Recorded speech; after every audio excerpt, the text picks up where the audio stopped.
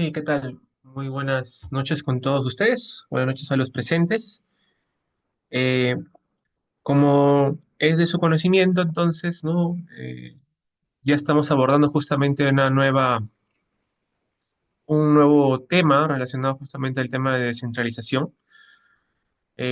Habíamos mencionado hasta la fecha justamente un poco de cómo se daba el tema de la descentralización y también habíamos abordado un poco los aspectos referentes a las competencias, ¿no? Que ejercen los gobiernos locales y los gobiernos regionales, ¿no? Sobre la base de esto, entonces, lo que corresponde el día de hoy es justamente abordar ya competencias específicas sobre la base justamente de las transferencias y las delegaciones que han habido a lo largo de los años, ¿no? Y en este caso en específico justamente nos toca abordar un tema bastante importante que a lo largo de los años se ha venido pues consolidando por parte de los gobiernos regionales y locales, que es justamente el tema de la evaluación del impacto ambiental. Es importante justamente pues sobre la base de ello abordar previamente una explicación general de lo que implica justamente este sistema. Si bien es cierto, ya lo habíamos mencionado en las sesiones pasadas, ¿no? Que obviamente la evaluación del impacto ambiental forma parte, evidentemente, de los sistemas funcionales, ¿no? Concretamente tenemos el Sistema Nacional de Evaluación de Impacto Ambiental. Este sistema por sí mismo, evidentemente, involucra una serie de herramientas técnicas, ¿no? Que vale la pena justamente mencionar antes de pues, abordar la materia específica de las funciones y las atribuciones que tienen los gobiernos subnacionales, ¿no? Entonces, sobre la base de esto, ¿no? Es importante, pues, considerar en dónde nos estructuramos a nivel justamente de normativa. Bien, eh, allá por los albores de los inicios de los años 2000, se aprobó justamente una ley, ¿no? Una ley nacional de evaluación del impacto ambiental, que es la famosa 27446. Cabe destacar que si ustedes revisan esta ley, pues no está rubricado por el presidente de aquel entonces, sino fue aprobado por insistencia en su oportunidad. Esta ley en realidad representa uno de los primeros intentos de nuestro país justamente de generar una mirada homogénea de la evaluación del impacto ambiental, ¿no? Y esta idea justamente parte de la premisa de que, como habíamos mencionado en las sesiones pasadas, ¿no? En los años 90, pues hubo un resquebrajamiento del proceso de descentralización y en paralelo, ¿no? En el ámbito ambiental hubo también un proceso de resquebrajamiento de la institucionalidad ambiental en la medida de que pues, el decreto legislativo 757 transfirió, o mejor dicho, reforzó competencias sectoriales en materia ambiental a, obviamente, los sectores, ¿no? Entonces, en los años 90, sectores como minería, industria, bueno, también los subsectores de energía, que ahora son hidrocarburos y electricidad, pues empezaron a contar con su propia regulación. La idea de contar pues con un sistema nacional de evaluación de impacto ambiental era justamente generar una idea de homogeneidad respecto a los criterios, ¿no? Si ustedes revisan, por ejemplo, el primer reglamento de protección ambiental del sector industria, ¿no? Ustedes verán que, por ejemplo, ¿no? Dentro de la forma en cómo se clasificaba el impacto ambiental, era muy distinto a la clasificación que existía, por ejemplo, en el reglamento de electricidad, ¿no? Por ejemplo, en el reglamento de electricidad de los años 90, no existía una clasificación que quizás ustedes conocen, ¿no? Los famosos días, EIA-D, IACD, ¿no? Y dicho sea de paso, hasta el 2019, esta clasificación única, ¿no? Que solamente había EIA en ese sector, se mantuvo. Por su parte, ¿no? Como mencionaba, en el sector de la industria manufacturera, también evidentemente tenían sus propias metodologías, ¿no? Tal es así que bueno, había dentro de ese reglamento un cuadro de impactos estimativos, ¿no? Y en función a ese cuadro justamente pues se clasificaba el estudio, ¿no? Eh, Adicionalmente a ello, del sector industria también se ha heredado las famosas declaraciones preliminares, ¿no? Eh, pero que en su momento justamente pues tenían, ¿no? En función a ello, diversas metodologías según sea el sector. Para paliar este asunto, entonces, en los años 2000 justamente se aprueba la ley 27446. Este es el primer intento justamente de desarrollar una visión homogénea de la regulación en materia de evaluación de impacto ambiental. Sin embargo, esta legislación, ¿no? Tardaría realmente años en que fuese implementada, toda vez de que, pues, como toda ley, ¿no? Y sobre todo una ley que es heteroaplicativa, es decir, que requiere de reglamentación, pues requería justamente eso, ¿no? Un reglamento. Dicho reglamento en realidad iba a llegar en el año 2009. Bajo ese alcance, entonces, estamos hablando de que casi una década de aprobada esta ley no se contaba con una reglamentación y, por tanto, evidentemente, los sectores mantenían esta serie de equidad en el proceder de la evaluación del impacto ambiental. Bajo ese alcance, entonces, ¿no? Eh, a razón del decreto supremo 019-2009 Minang, el cual está vigente, por cierto, ¿no? Se dio el primer intento justamente de generar uniformidad en el proceso de evaluación de impacto ambiental. Y dicha situación también impactó a los gobiernos regionales, ¿no? Ciertamente, y aquí justamente hubo un tema que fue todo un reto para las autoridades regionales, ¿no? Que en su momento justamente utilizaban, pues, por lo menos en minería, ¿no? Y en hidrocarburos, regulación específica, bueno, y también en, en electricidad. Eh, y sin embargo, justamente ¿no?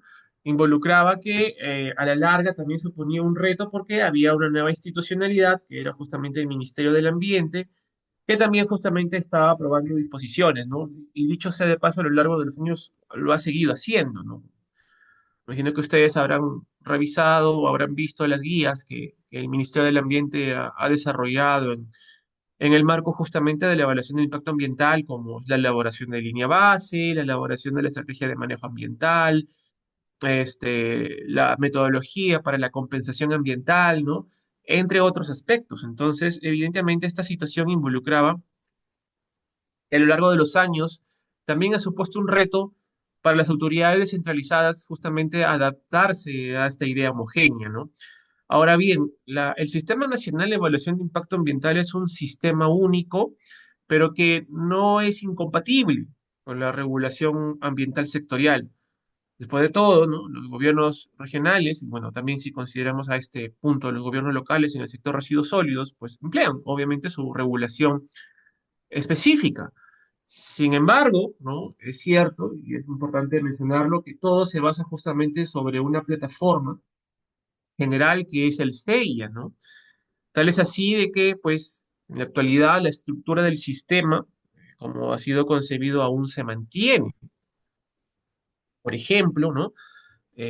A pesar de que tengamos autoridades sectoriales, y a ello podríamos agregarle las autoridades descentralizadas, ¿no? El Ministerio del Ambiente mantiene la rectoría y evidentemente dentro de este ministerio, ¿no? Y concretamente dentro del Viceministerio de Gestión Ambiental, se encuentra obviamente la Dirección General de Políticas e Instrumentos de Gestión Ambiental, la DGPIGA. Esta dirección hace las veces de autoridad en el marco del SEIA. Supongo que en algún momento ustedes habrán tenido quizás, ¿no? Alguna consulta de algún administrado si su proyecto, ¿no? En el sector que le competen a ustedes, requiere, ¿no? Un instrumento de gestión ambiental, ¿no? Posiblemente, pues les habrán recomendado que quien define esta situación es DGPIGA, ¿no? DGPIGA, por un lado, define si un instrumento es aplicable o no a un proyecto, y evidentemente, pues también a qué sector le compete, ¿no? Por ejemplo, a través de DGPIGA se han esclarecido muchos aspectos bastante interesantes, ¿no? Por ejemplo, en el propio sector de lo que en un momento se entendía como la minería no metálica, pues en aplicación justamente de los criterios de la DGPIGA se ha establecido de que, bueno, pues, ¿no? Dependiendo evidentemente de la finalidad de la actividad, puede ser que sea evaluado por una autoridad sectorial de minería o una autoridad sectorial de la industria manufacturera. Entonces, esta situación evidentemente involucra e impulsa de que el sistema, por más allá de que a lo largo de los años se ha desarrollado regulación sectorial específica, pues aún mantiene, ¿no? Esta uniformidad, por lo menos a nivel justamente de rectoría, criterios y aprobación justamente de guías específicas, ¿no? Se suele pensar que en este extremo SENACE es un ente también importante, pero en realidad no es el ente rector. El ente rector lo sigue manteniendo por lo pronto el Ministerio del Ambiente.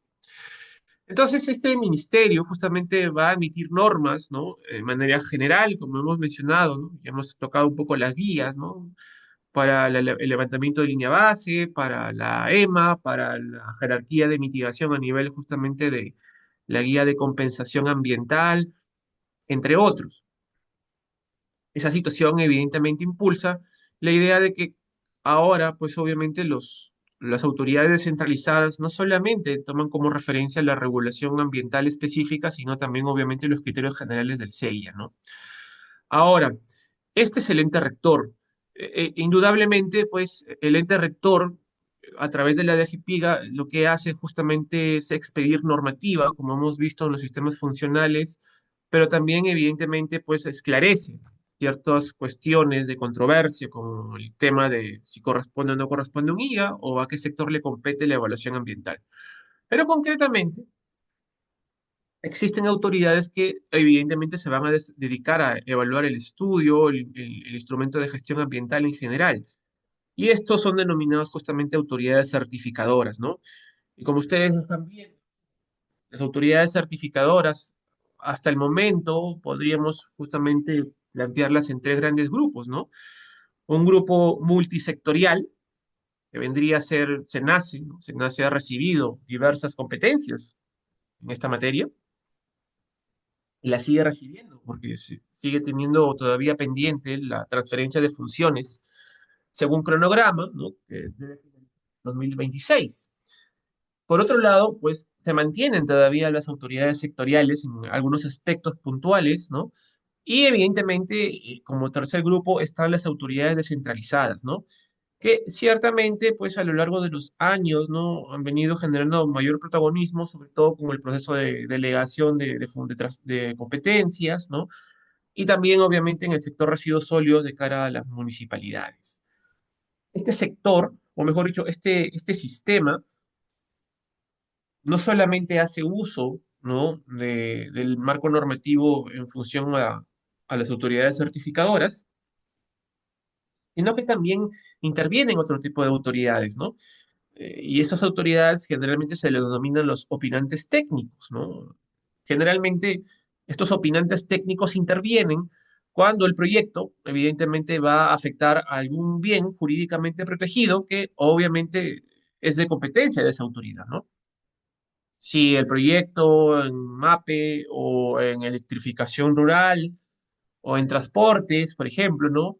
Va a tener que transitar, afectar, intervenir una zona de amortiguamiento o propiamente un área protegida, ¿no?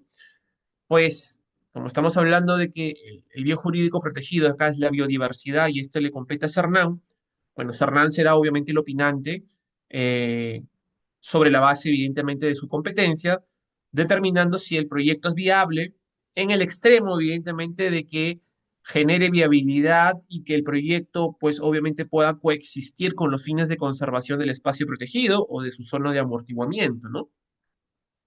Cabe destacar que aquí siempre una gran confusión, ¿no? Algunos gobiernos regionales consideran que Cernán solo pues interviene como opinante en áreas naturales protegidas y las zonas de amortiguamiento. Sin embargo, es importante mencionar de que no es correcto. En realidad, Cernán también tiene atribuciones para las ACRs. Y lo digo así porque pues en varias oportunidades he escuchado a varios gobiernos regionales que se piensan, ¿no? Desde sus áreas ambientales, que ellos son los opinantes técnicos cuando se trata de ACRs.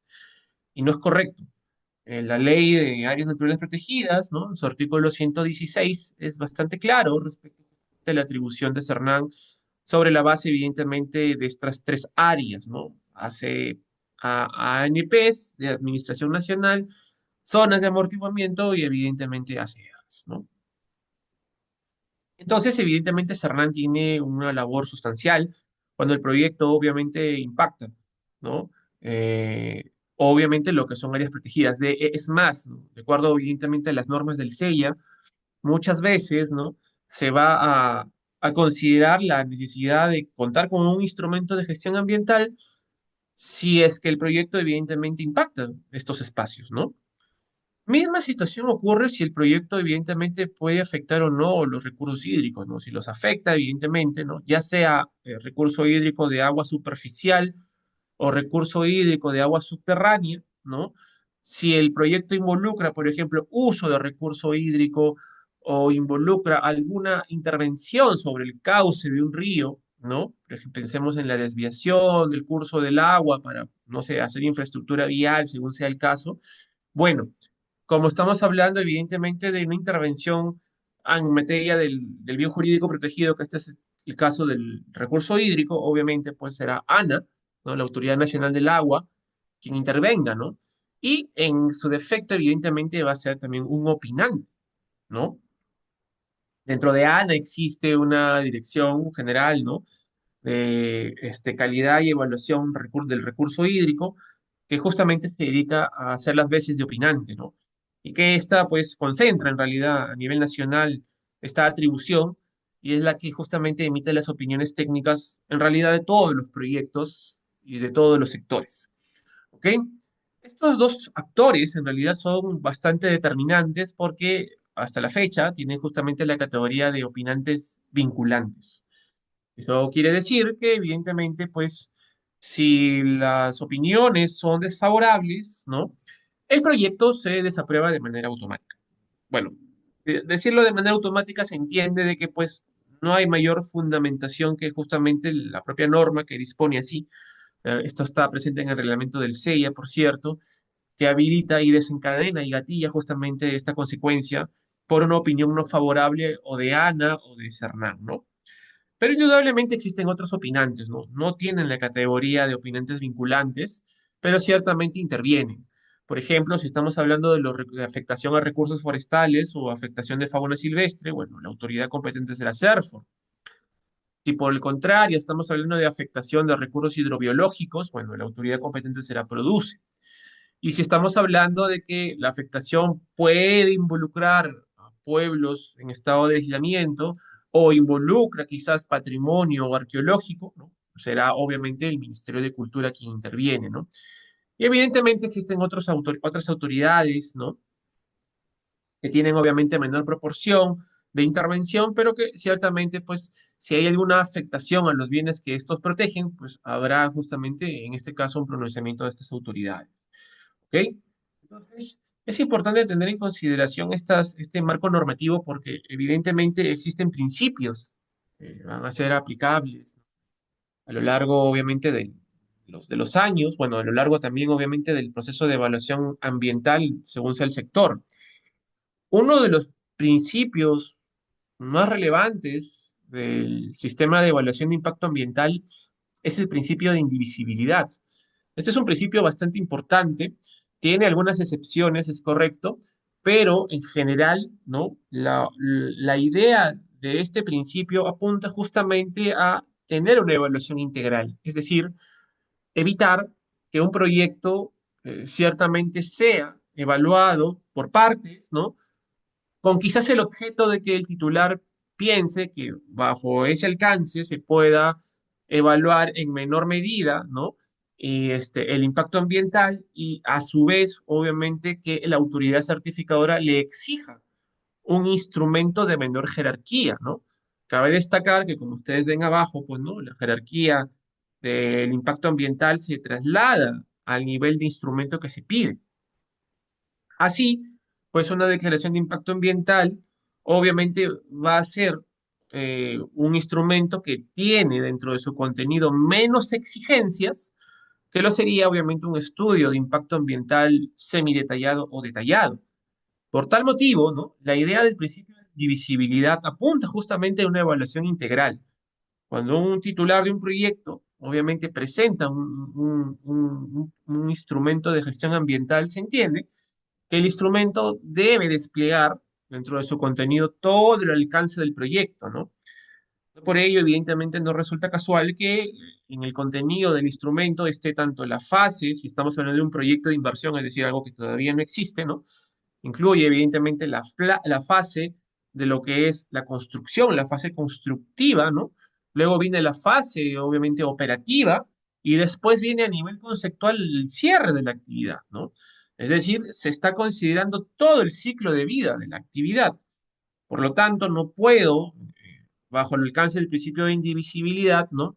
Solamente elaborar el instrumento ambiental en función a una pequeña parte de mi actividad que pretendo desarrollar. El principio de indivisibilidad, evidentemente, apunta a eso. Y también, a razón de este principio, también se han definido competencias, ¿no? Como les he mencionado. Por ejemplo, ¿no? En el 2018, si mal no recuerdo, ¿no? La DGPIGA sacó un pronunciamiento bastante interesante sobre las competencias en minería no metálica. Concretamente era sobre qué sucede si un titular de minería no metálica que cuenta con concesión minera, ¿no? Decide extraer justamente agregados no metálicos, perdón, pero que su destino final es obviamente producir cemento, ¿no? Entonces, en un primer momento la duda era quién evalúa el instrumento de gestión ambiental. ¿Evaluará solamente, digamos, si está catalogado como un pequeño productor minero, evaluará el gobierno regional, la cantera, y cuando el producto vaya a una fábrica, evaluará el Ministerio de la Producción la fábrica? Bueno, esa duda justamente fue resuelta por la Dirección de Políticas, ¿no? De MINAM, quien se pronunció justamente que en el marco del principio de indivisibilidad, ¿no? Se tiene que dar una evaluación integral. Y en base a ello, considerando los alcances de ese proyecto en concreto, que era extracción, ¿no? Transporte y finalmente procesamiento, que devenía en un producto que era cemento, el cual es propio del sector de la industria, se entendía que la finalidad era justamente producir cemento. Y por tanto, desde esta mirada integral, ¿no? Se entiende que la actividad es industrial, más allá de que requiere una concesión minera, más allá de que previamente se deba requerir con la tramitología del sector minería, en definitiva, la finalidad es industrial. Bajo ese alcance, entonces, el Ministerio del Ambiente, a través de la Dirección de Políticas, ¿no? Se pronunció sobre este alcance y en base a ello justamente definió competencias, ¿no? Así, si un productor de minería no metálica, pues, extrae el recurso para destinarlo de manera exclusiva, ¿no? A una planta de transformación, en este caso de cemento, para generación de cemento, pues la actividad será industrial. Y por el contrario, ¿no? Estamos hablando de un titular que extrae mineral no metálico y, bueno, de manera indistinta, ¿no? Provee a diversos compradores el recurso no metálico para distintos fines, ¿no? Bueno, estamos hablando que la actividad propia es eminentemente minera, extractiva, ¿no? Su fin es simplemente extraer y luego comercializar. Por tanto, en este alcance, pues la actividad será obviamente del sector minería y dependiendo del estrato puede ser del gobierno regional. Entonces, esta situación justamente parte de este principio bastante relevante, ¿no? El principio de indivisibilidad. Ahora bien, existen sectores, bueno, existe un sector, porque por obvias razones sí existe una excepción, que es el sector transportes, porque es lógico pensar que, bueno, pues, ¿no? La dinámica del proceso de los proyectos de inversión pública, la forma constructiva de de esta infraestructura obviamente se da por tramos, ¿no? Y en función a ello, pues el principio de indivisibilidad en este aspecto en específico obtiene justamente una excepción. Pero en el resto de proyectos no hay esa justificante y por tal razón, pues el principio de indivisibilidad tiene aplicación plena, ¿ok? Y una cosa que también debe tenerse en consideración, la aplicación de estos principios, ¿no? En el marco del artículo 13 del, del reglamento del SEIA, ¿no? Dispone que, obviamente, su cumplimiento no solamente es en el marco de los instrumentos de gestión ambiental preventivos que ustedes están viendo acá, sino también los correctivos. Así que si alguien evalúa un IGAFON, si alguien evalúa un FTA, o si alguien evalúa pues un DAP según sea el caso, o un PAMA, ¿no? Según el sector, pues evidentemente es de aplicación estos principios, ¿ok? Y evidentemente el siguiente principio también tiene y trae suma relevancia, que es el principio de participación. Eh, el principio de participación, bueno, tiene larga data, ¿no? Incluso podemos remontarnos a Estocolmo 72, donde justamente entre los pilares que sustentaron, ¿no? La decisión de contar con un marco global en materia ambiental estaba justamente el tema de transparencia, información y participación, ¿no? Y sobre la base de ello, incluso es un principio que también tiene su base constitucional, ¿no? El principio de participación deviene evidentemente de los derechos fundamentales establecidos en el artículo 2 de la Constitución. Por tal motivo, no es un principio menor, es un principio que tiene esta relevancia, ¿no?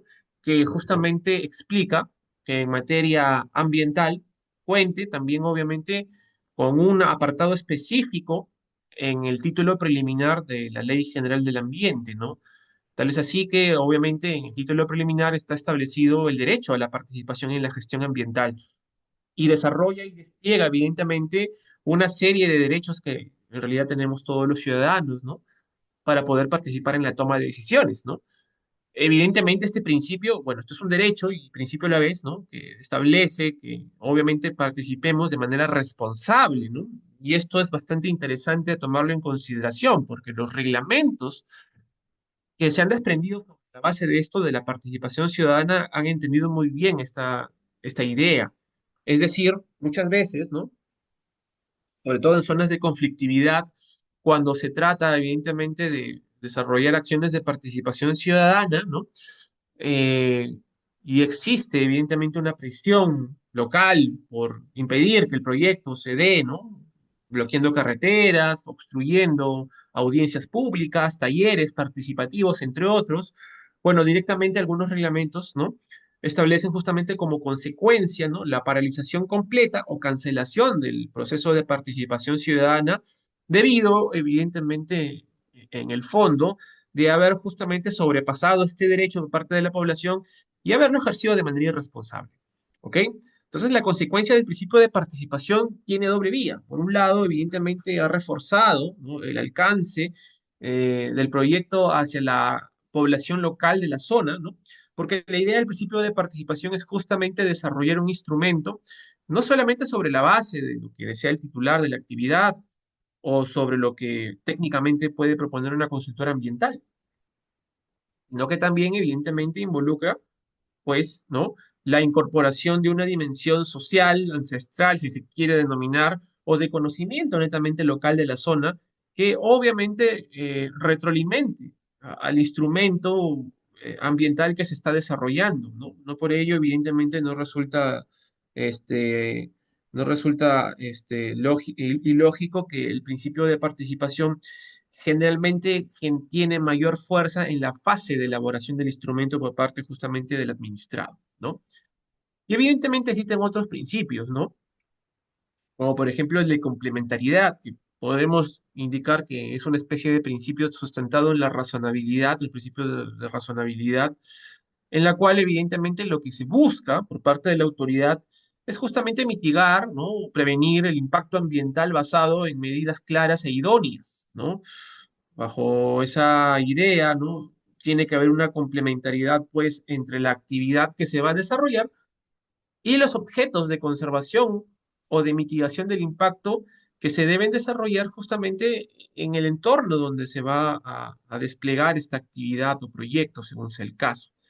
La complementariedad justamente impulsa una evaluación responsable de la autoridad y que cuando corresponde, evidentemente, debe hacer observaciones idóneas, ¿no?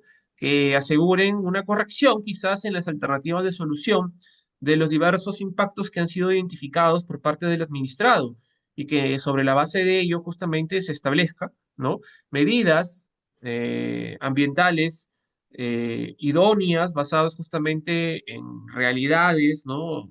Específicas, ¿no? Porque incluso el principio de complementariedad también evidentemente se fortalece con la presencia in situ de la autoridad, ¿no? No ocurre mucho, pero evidentemente esa es una buena práctica que siempre se recomienda es ir a la zona, ¿no? Donde se va a desarrollar el estudio ambiental, bueno, donde se va a ejecutar la actividad y donde se encuentra evidentemente desarrollado el estudio ambiental en función a información, ¿no? Y la responsabilidad compartida también justamente obtiene esta idea, ¿no? Tanto los alcances de la autoridad como obviamente, ¿no? El contenido que el titular propone van a servir de base para dar el adecuado seguimiento de los compromisos establecidos, ¿no? Y que evidentemente luego van a ser materia de fiscalización por parte de la autoridad fiscalizadora, ¿no? Y en función de estos principios, evidentemente se despliegan los instrumentos de gestión ambiental clásicos del SEIA, ¿no? Sé que hay diversos, ¿no? Vamos a verlos aquí, algunos de ellos en esta sesión, pero los tres clásicos enfocados específicamente a lo que es los proyectos, ¿no? De inversión, eh, entendidos estos como actividades no desarrolladas, ¿no? Se catalogan justamente en el nivel de impacto, ¿no? Así pues, la vía, ¿no? Será reservada para aquellos proyectos que justamente generen impactos leves, ¿no? Impactos significativos leves, mientras que el estudio de impacto ambiental semi-detallado, ¿no? Están reservados para aquellos proyectos que generen impactos moderados, ¿no? Mientras que obviamente los estudios de impacto ambiental detallados están reservados para aquellos que generen impactos significativos altos, ¿no? Es importante aquí detenerme también porque en el 2018 hubo una modificación de esta ley que resolvió también otro gran cuestionamiento, ¿no? La terminología de los impactos fue un tema que también en su oportunidad generó bastante, pues, interpretación jurídica, ¿no? Tal es así de que la ley inicial hablaba de impactos leves, moderados y significativos, ¿no? Para reservarse a ley AD. Eso significaba que los impactos ambientales, ¿no? Solamente considerados como significativos, podían ser motivo de que fuese elaborado luego un estudio de impacto ambiental detallado. Esto llevó incluso hasta interpretaciones del SENACE, ¿no? Eh, Sin embargo, esta situación fue obviamente resuelta a razón justamente en el 2018, por el cual obviamente el estudio de impacto ambiental pues independientemente de la categoría, ¿no? Iba a estar definido que el significativo, ¿no? Obviamente se iba a requerir, en este caso, un instrumento ambiental preventivo, ¿ok? Y evidentemente la nomenclatura de impacto ambiental significativo, en el caso de ley AD, pasó a impacto ambiental significativo alto. Y en el caso de la DIA y el IACD, obviamente se le agregó, ¿no? A la palabra leve y moderado previamente la palabra significativo. Así, la declaración de impacto ambiental, la DIA, iba a ser justamente requerida cuando un proyecto tuviese un impacto ambiental significativo leve y el IASD cuando tuviese un impacto ambiental significativo moderado, ¿ya? Esta situación, como vuelvo a reiterar, pues presentaba sobre todo mayor controversia porque en el 2013, ¿no? Surge una regulación que aprobó justamente lo que bueno, se conoce como el famoso instrumento técnico sustentatorio, ¿no? Que ya a lo largo de los años ha dado pie a otra nomenclatura, ¿no? Pero que en su oportunidad justamente los ITS, ¿no? Fueron desarrollados de una idea de contar justamente con evaluaciones menores, ¿no? Para pequeñas modificaciones, siempre y cuando, como lo decía su nomenclatura, generen impactos ambientales no significativos, ¿no? Y tal es así que generaba, pues, obviamente esa duda, ¿no? Un ITS tiene la misma jerarquía con un IACD, con un IAD, cuando hay una modificación que tiene justamente un impacto leve o moderado, según la norma antes del 2018, por no ser significativo, entonces requerirá un ITS y no una mella. Bueno, esa situación evidentemente fue resuelta en el 2018, ¿no? Así pues, ¿no? Los ITS pasaron a justamente tener esta categoría de no significativo que sea también a su vez interpretada como inferior a leve, ¿no? Cabe referir que también en su oportunidad, ¿no? Esta situación también fue resuelta por propuestas evidentemente desde el Ministerio del Ambiente, donde justamente catalogaban ya no hablar de ITS ni nada por el estilo, simplemente hablar de modificaciones, ¿no? Y modificaciones del instrumento ambiental que sean obviamente que generan impactos significativos o no significativos, ¿no? Entonces, dicha situación evidentemente ha sido a lo largo de los años también superada. Eh, cabe también mencionar que hace no muy poco, ¿no? Hace no muy poco, creo que tres días atrás, ¿no? El SEIA ha venido siendo complementado ahora con una guía para la evaluación ambiental estratégica, el famoso EAE. El famoso EAE es un instrumento que, como ustedes lo ven, están desde los albores de lo que es obviamente la aprobación del SEIA, ¿no? Incluso ustedes lo pueden encontrar en la Ley General del Ambiente, o sea, tiene larga data, pero siempre estuvo ciertamente pospuesto a nivel justamente de aplicación. El EAE, a diferencia de los otros instrumentos mencionados, ¿no? Se aplica en específico a los planes, ¿no? Políticas o estrategias públicas que evidentemente van a tener una incidencia ambiental. A la fecha, por ejemplo, eh, se han evaluado ambientalmente los planes de desarrollo regional concertado de Loreto, por ejemplo, ¿no? En su oportunidad, pues tuvo una especie de experimentación para ver qué tan viable era esto, ¿no? Y Minan evaluó este plan de desarrollo concertado del gobierno regional de Loreto a efectos justamente de aplicar la metodología EAE, ¿no? Sin embargo, a la fecha ya se cuenta con un lineamiento específico, ¿no? Que en realidad reemplaza uno anterior, pero que sobre la base de este, evidentemente, se entiende que no solamente pensemos en el requerimiento de evaluación ambiental sobre proyectos, sino también justamente sobre planes, y es que estos obviamente generan incidencia en materia ambiental. Y así obviamente se articula, ¿no? Todos los actores que antes hemos mencionado en el SEIA, ¿no? Entonces, como hemos mencionado, ahí arriba va a estar MINAN como autoridad rectora, abajo van a estar las autoridades certificadoras, evidentemente ya hemos hablado que son de los tres niveles de gobierno.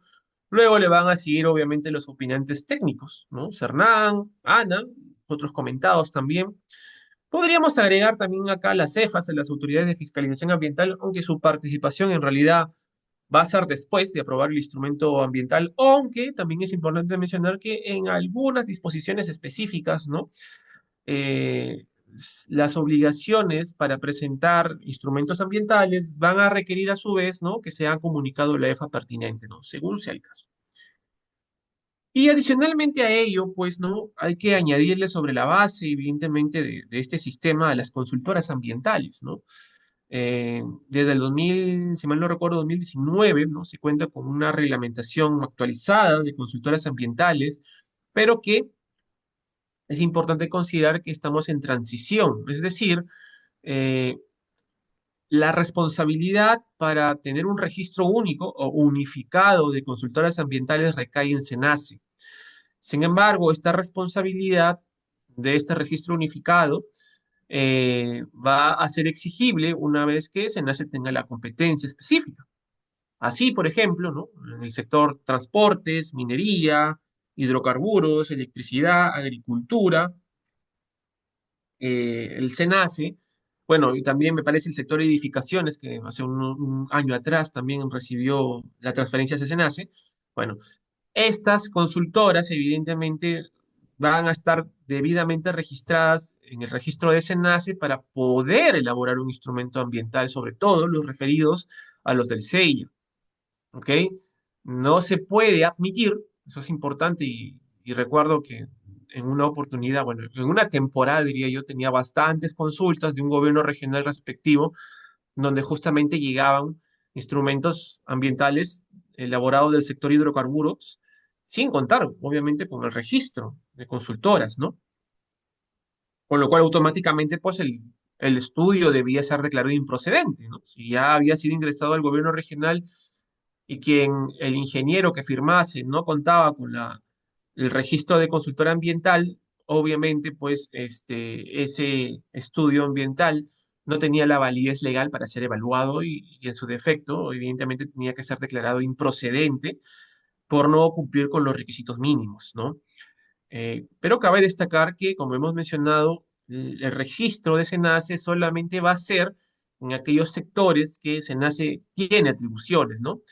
En otros sectores donde no tiene atribuciones, pues o van a ser propiamente los ministerios, ¿no? Por ejemplo, pensemos a ver en qué ministerio, en el Ministerio de Defensa, por ejemplo, ¿no? O en el Ministerio de Justicia o en el Ministerio de Educación, que son autoridades recientemente incorporadas en el SEIA y que, bueno, todavía no hay transferencia a SENACI, bueno, estos mantendrán un registro específico hasta la transferencia, ¿no?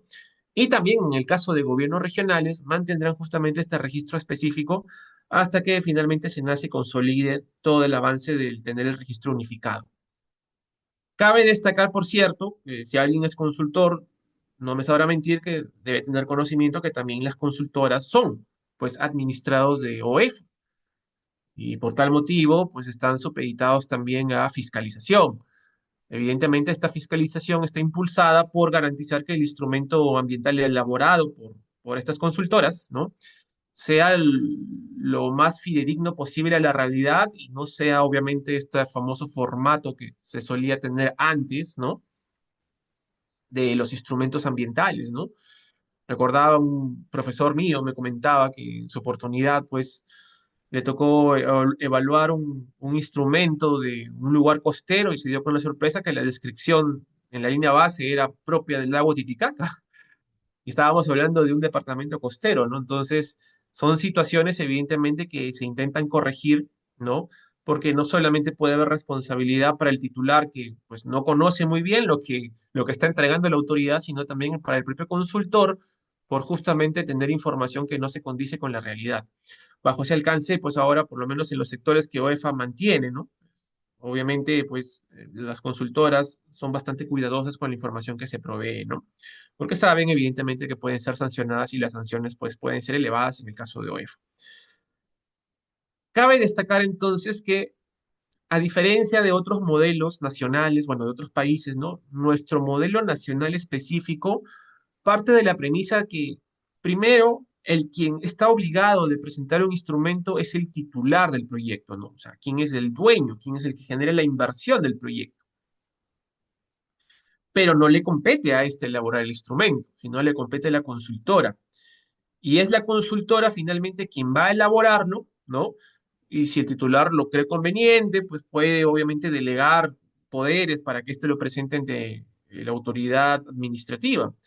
Pero si no es así, evidentemente va a ser el titular que se apersone ante la autoridad administrativa y presente el instrumento, ¿no? El instrumento tiene que ser debidamente firmado por ambos, o sea, por la consultora y por el titular del proyecto.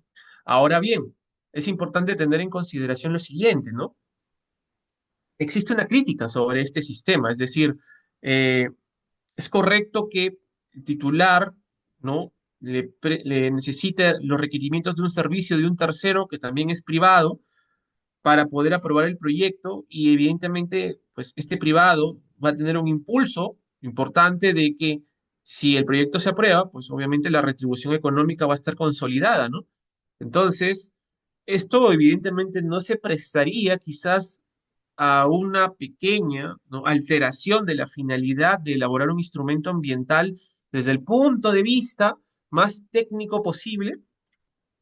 Esa es la crítica, ¿no?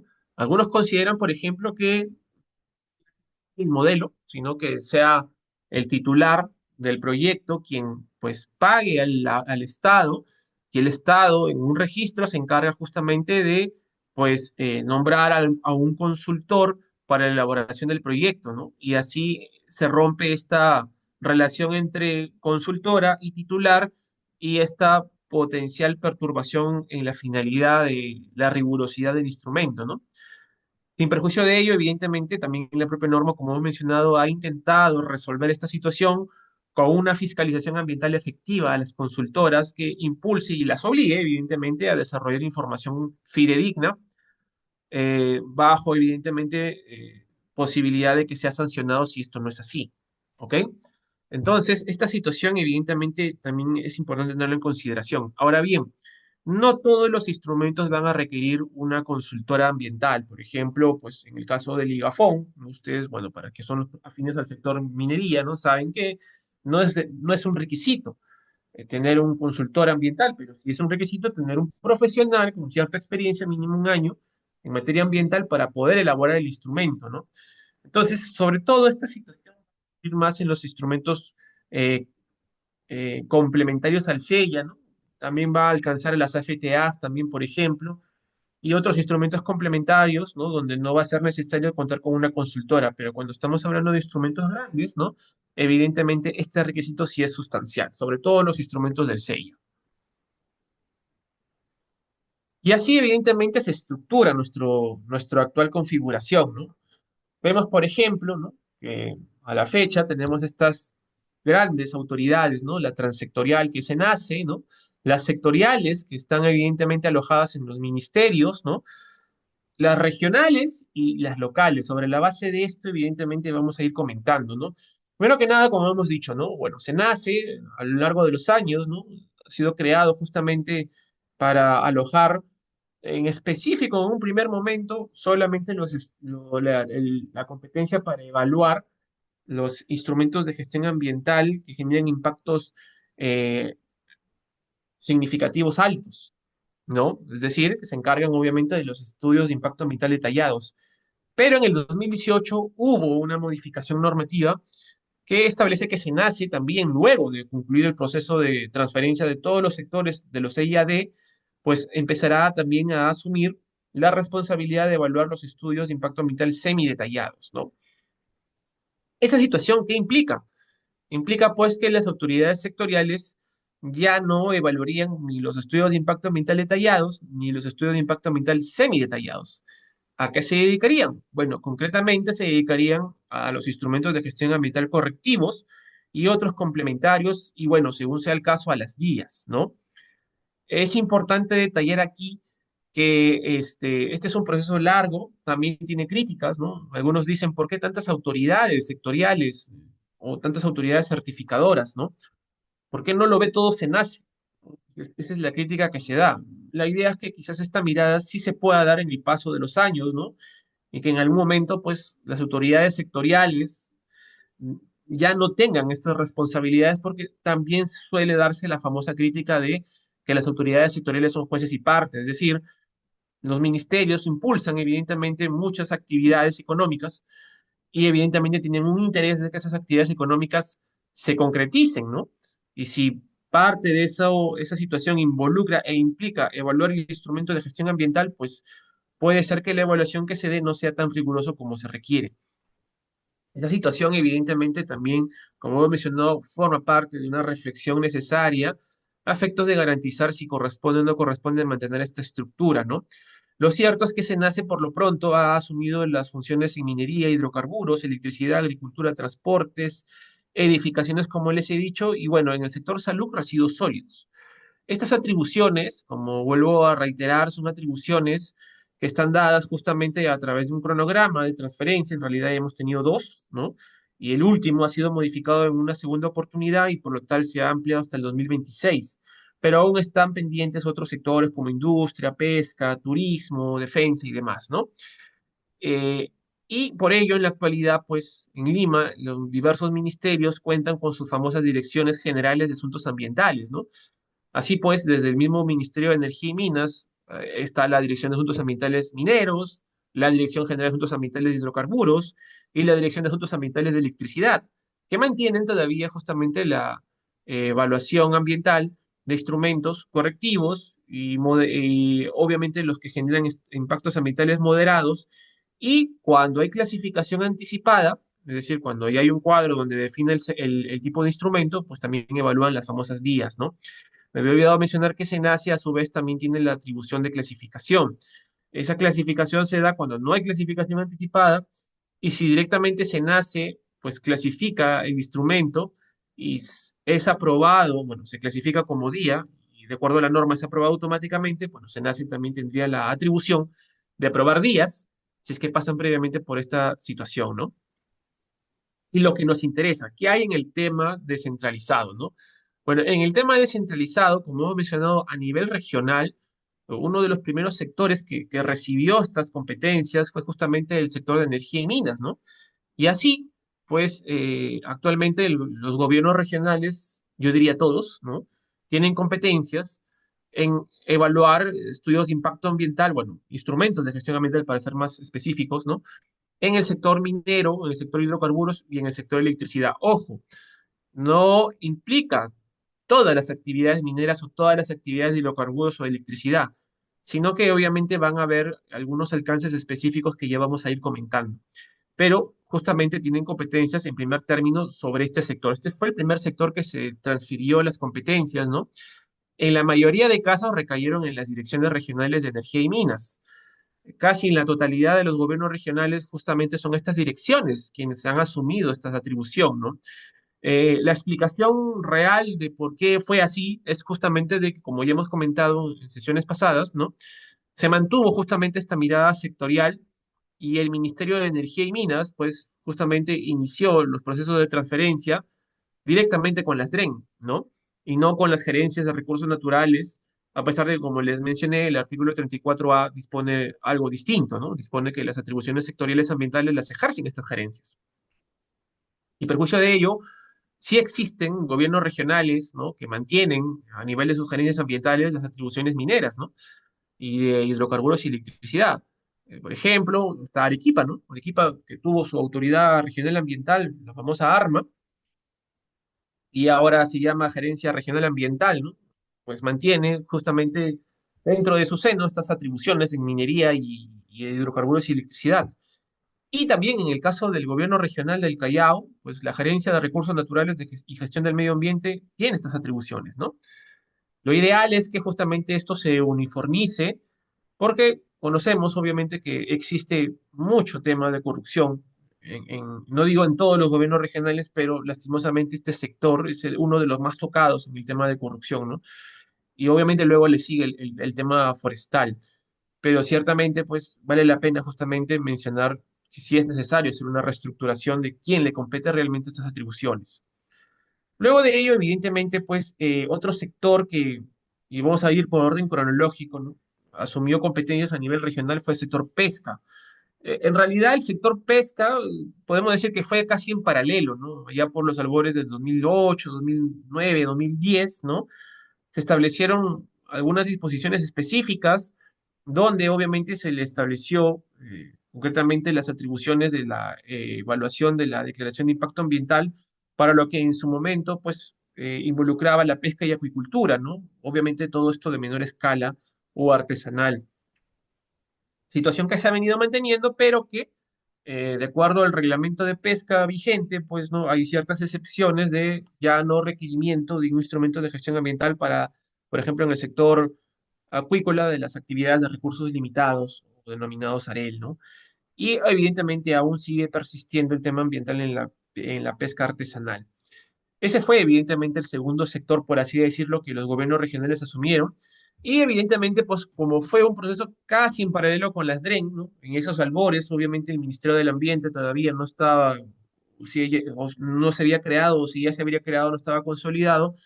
Por tal motivo, pues la transferencia de funciones, de competencias, perdón, fue a parar a las direcciones regionales de producción. Así, pues, al igual que en el sector minero, pues la mayoría de gobiernos regionales hasta la fecha mantienen esta competencia dentro de sus direcciones regionales de producción, ¿no? Es más, en algunos gobiernos regionales, ¿no? No recuerdo ahorita, creo que hay unos dos o tres gobiernos regionales que dentro de sus DREN y dentro de sus DIREPROS, ¿no? Han creado a su vez direcciones de asuntos ambientales, ¿no? De sus propios sectores, que se dedican en específico justamente a evaluar ambientalmente estos proyectos, ¿ok? Pero esta situación evidentemente no se iba a mantener de esta manera, ¿no? Las gerencias de recursos naturales también a lo largo de los años han venido también obviamente asumiendo responsabilidades. En concreto, ¿no? Este proceso inició con fuerza en el año 2016 con el acercamiento del Ministerio de Vivienda, Construcción y Saneamiento justamente a los gobiernos regionales para poder delegar atribuciones en el sector saneamiento y posterior a ello en el sector edificaciones, ¿no? Tal es así de que, bueno, pues, ¿no? Según sea el caso, ¿no? Algunos gobiernos regionales tienen ambas competencias, ¿no?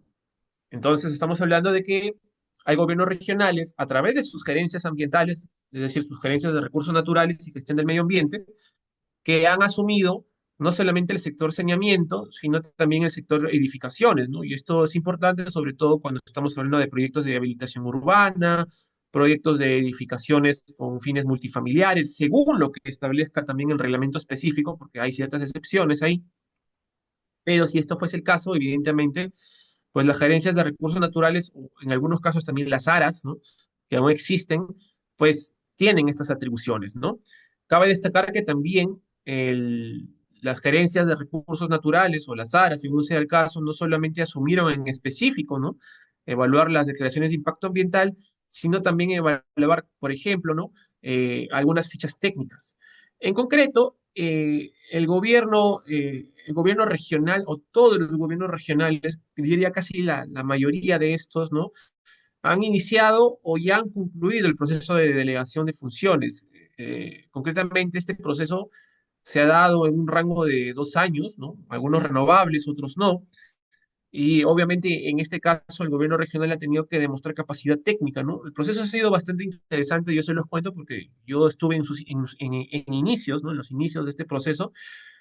Fue bastante relevante, ¿no? Como el ministerio pues exigía previamente contar con un proceso muy parecido al tema de acreditación, ¿no? Es decir, contar con personal idóneo, ¿no? Mínimo un abogado, mínimo un ingeniero sanitario, mínimo un ingeniero ambiental, que pudiese evidentemente asumir las atribuciones dentro del seno de las gerencias de recursos naturales, ¿no? Y esto también a su vez involucraba también modificar los reglamentos de organizaciones y funciones de los ministerios, ¿no? Perdón, de los gobiernos regionales, y también obviamente luego, posterior a ello, modificar el texto único del procedimiento administrativo, ¿no? El famoso TUPA, para la incorporación del procedimiento de evaluación de impacto ambiental y el costo que requiere justamente evaluar por parte del gobierno regional, ¿no? Eh, la experiencia evidentemente del sector saneamiento fue también obviamente un proceso que luego, quizás hasta al siguiente año, en el 2018, ¿no? Tomó como referencia el Ministerio de Transportes y este también inició su proceso de delegación de competencias, ¿no? Y tal es así que también, pues, muchos gobiernos regionales incluso hasta aún mantienen, ¿no? Dentro de las carencias de recursos naturales que también asumieron estas competencias, pues obviamente las atribuciones de declaración de impacto ambiental y las famosas fichas técnicas socioambientales o las famosas FITSAS, ¿no? Entonces, estas atribuciones evidentemente pues involucran a las gerencias de recursos naturales como las autoridades que actualmente tienen estas atribuciones, ¿no? Y en paralelo, bueno, digamos no en paralelo, pero a partir del 2017, sí, 2017, y con mayor fuerza en los siguientes años, ¿no? Algunos gobiernos regionales también, en el marco de la Ley de Gestión Integral de Residuos Sólidos, ¿no? Han sido conscientes de que esa ley también dispone, ¿no? Competencias en evaluación de impacto ambiental para los gobiernos regionales en el sector residuos sólidos, ¿no? Entonces, evidentemente, algunos gobiernos regionales también han incorporado dentro de su seno, dentro de las gerencias de recursos naturales o ARAS, ¿no? Esta competencia, modificando su reglamento de organizaciones y funciones respectivos para justamente asumir dicha atribución, ¿no? Bueno, como ustedes saben, ¿no? En la actualidad este proceso de delegación sigue dándose, ¿no? Obviamente tengo amigos en los gobiernos regionales que, bueno, me han comentado que el sector industria y el sector agricultura, ¿no? Han tenido acercamientos para justamente también iniciar este proceso de delegación a las gerencias de recursos naturales, ¿no? Lo cual es loable, ¿no? Lo cual es interesante y veremos justamente, pues, qué es lo que sucede a lo largo de los años, ¿no? Ahora bien, entonces, ¿cómo quedaría en realidad la estructura del SEI a nivel descentralizado, ¿no? Si por un lado tenemos a SENACE que va a asumir competencias en los EIAD y bueno, ya los está asumiendo, y luego en los EIASD, y los gobiernos regionales se dedican a las días, ¿no? Y algunas fichas técnicas, según sea el caso. Entonces estamos hablando de que las autoridades sectoriales principalmente quizás se enfoquen en los instrumentos de gestión ambiental correctivos, ¿no? Y finalmente tenemos obviamente al sector salud, ¿no? Antes de pasar a, a las municipalidades, sí es importante también mencionar un tema anecdótico en el sector salud, ¿no? En su oportunidad, allá en el 2008 más o menos, ¿no? El Ministerio de Salud sacó una resolución ministerial donde pues establecía las atribuciones que tenían los gobiernos regionales en el sector salud. Y dentro de su contenido estaba justamente la evaluación de impacto ambiental de este sector, ¿no? Ustedes lo pueden ubicar, y alguien es acá del sector salud no me sabrá mentir, ¿no? Está presente esa resolución, ¿no? Es más, si mal no recuerdo, no se ha derogado, está presente. Entonces, sobre la base de ello, pues algunas jerezas, ¿no? O direzas, según el gobierno regional de turno, pues también tenían dentro de su seno, ¿no? El proceso de evaluación de impacto ambiental, no solo de infraestructura de residuos sólidos, sino principalmente de infraestructura de salud, ¿no? O sea, hospitales, ¿no? Entre otros tipos de infraestructura de complejidad mayor, pero que ciertamente, ¿no? Cuando luego esto fue definido por el gobierno, por el gobierno central, ¿no? Sobre todo por Minán, este, que ustedes ven obviamente en el listado de inclusión de procedimientos de proyectos sujetos al CEIA, ¿no? Este, ¿Se escucha abajo el sonido? ¿Me pueden confirmar, por favor?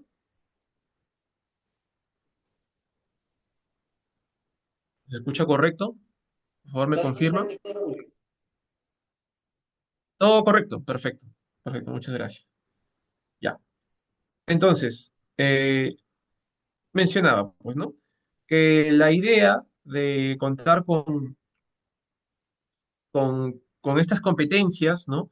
En el sector salud, ¿no? Tenía un tema anecdótico, ¿no? Estaba esa resolución del 2008, pero en el 2009, ¿no? Cuando se aprueba el reglamento del CEIA y posterior a ello se le adiciona el listado de inclusión de proyectos sujetos al CEIA, no aparecía el sector salud, ¿no?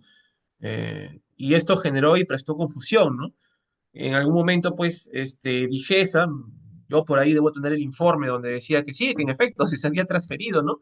Pero por otro lado salía Minan diciendo que no se había transferido, ¿no?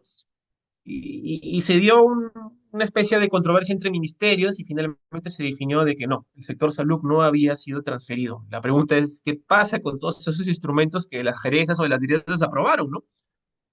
Tendrían validez, pero bueno, están aprobadas ahí, no conozco este, no conozco que alguien haya cuestionado la validez de esos instrumentos, ¿no? Pero muy posiblemente hayan hospitales, ¿no? Que han presentado sus estudios de impacto ambiental a las jerezas o direzas y han sido debidamente aprobados, ¿no?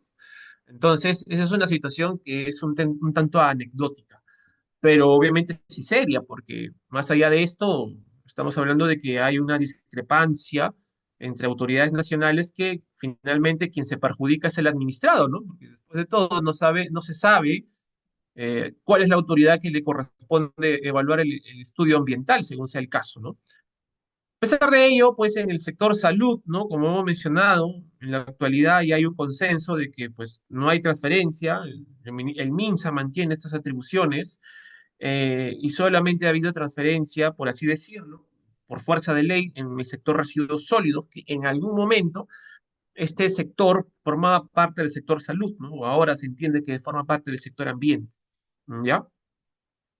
Y luego ahora sí ya podemos entrar a tallar a hablar de los gobiernos locales, ¿no? Justamente pues con esta atribución dada por la Ley de Gestión Integral de Residuos Sólidos, los gobiernos locales también han asumido atribuciones en el sector residuos sólidos, ¿no? Si ustedes se fijan en este cuadro, vean que evidentemente en el caso del sector residuos sólidos o subsector de residuos sólidos, no hay una limitante del instrumento, ¿no? Es decir, la autoridad regional o la autoridad local puede aprobar desde una DIA, un EIA-SD, un EIA-D, según sea el caso. ¿Ok? Y esto es así porque, a diferencia de otros sectores, yo me atrevería a decir que este es el sector que, en principio, tiene una mirada territorial de las competencias, ¿no?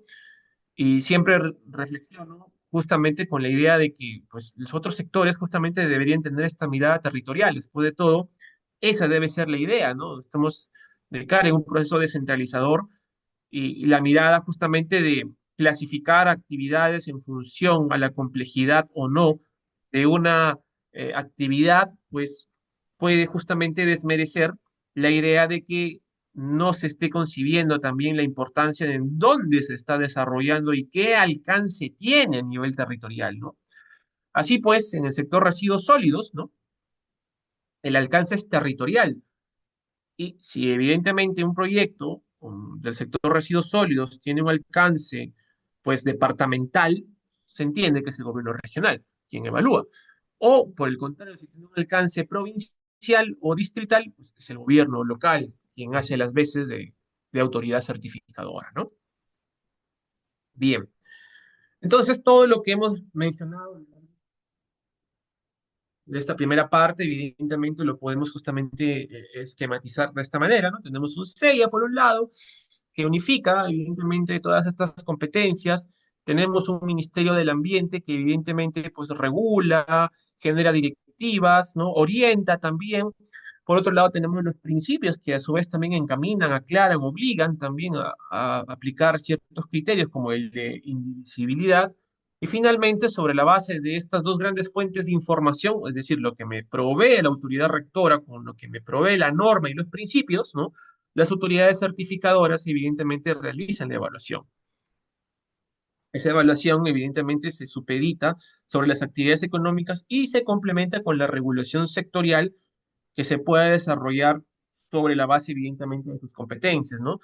Había olvidado, omitido de comentar que evidentemente las atribuciones sectoriales de regulación de evaluación de impacto ambiental sí se mantienen en los sectores, ¿no? Sin embargo, en el caso de SENACE, ¿no? Tiene una regulación específica unificadora, que es el famoso PUCA, ¿no? O Procedimiento Único de Certificación Ambiental, que fue suspendido, ¿no? En su momento, bueno, se fue aprobado, luego fue suspendido, luego fue de nuevo justamente aprobado a razón de una regulación nueva, y la idea es justamente tener esta mirada una vez más integradora, ¿no? Y es interesante porque en el proceso de evaluación de impacto ambiental hemos pasado por esta etapa, ¿no?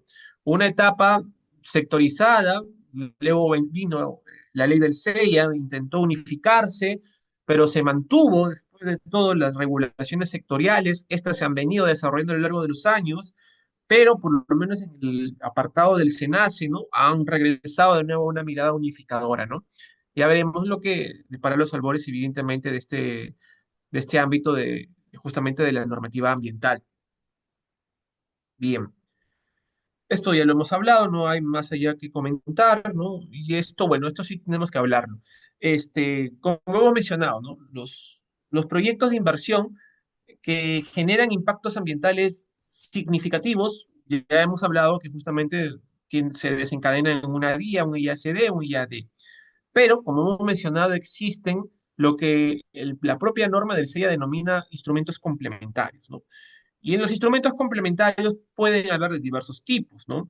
Quizás los que ustedes conocen o identifican como instrumento complementario es el famoso PAMA, ¿no? Y en realidad, para hablar en un argot más genérico, ¿no? Sería un instrumento de gestión ambiental correctivo, ¿no? Corrige algo que se ha dado. Y concretamente, pues, los PAMAs y otro tipo de nomenclatura como las DA, las DAC o los FTAA, ¿no? Según sea el caso, justamente corrigen actividades que están en curso, pero que no han contado previamente con un instrumento ambiental, ¿no? Por lo tanto, justamente este es el primer tipo, y que está al centro, ¿no? Para que se entienda, de instrumento complementario al sello, ¿no? Básicamente los instrumentos correctivos, que pueden ser tanto significativos como no significativos, eso va a depender justamente de cada sector. Luego, evidentemente, también están aquellos proyectos que no se ejecutan, pero que están fuera del SEIA, es decir, que no tienen evidentemente un impacto ambiental significativo, pero no se ejecutan todavía, no se están desarrollando. Y para eso están las famosas fichas técnicas ambientales, ¿no? Estas las vamos a encontrar en el sector saneamiento. Como estamos hablando en el tema, obviamente, de descentralización, las vamos a encontrar en el sector saneamiento, como FTA, lo vamos a encontrar también en el sector transportes como FITSA, ¿no? Y lo vamos también a encontrar en el sector residuos sólidos, también como FTA, ¿ok? Y bueno, también obviamente en la regulación específica del sector de electrificación, bueno, el sector de pesca, también existe algo al respecto. Y también tenemos obviamente otro tipo de instrumentos que están más centrados, por ejemplo, en el cierre de actividades, ¿no? O en la remediación de actividades, ¿no?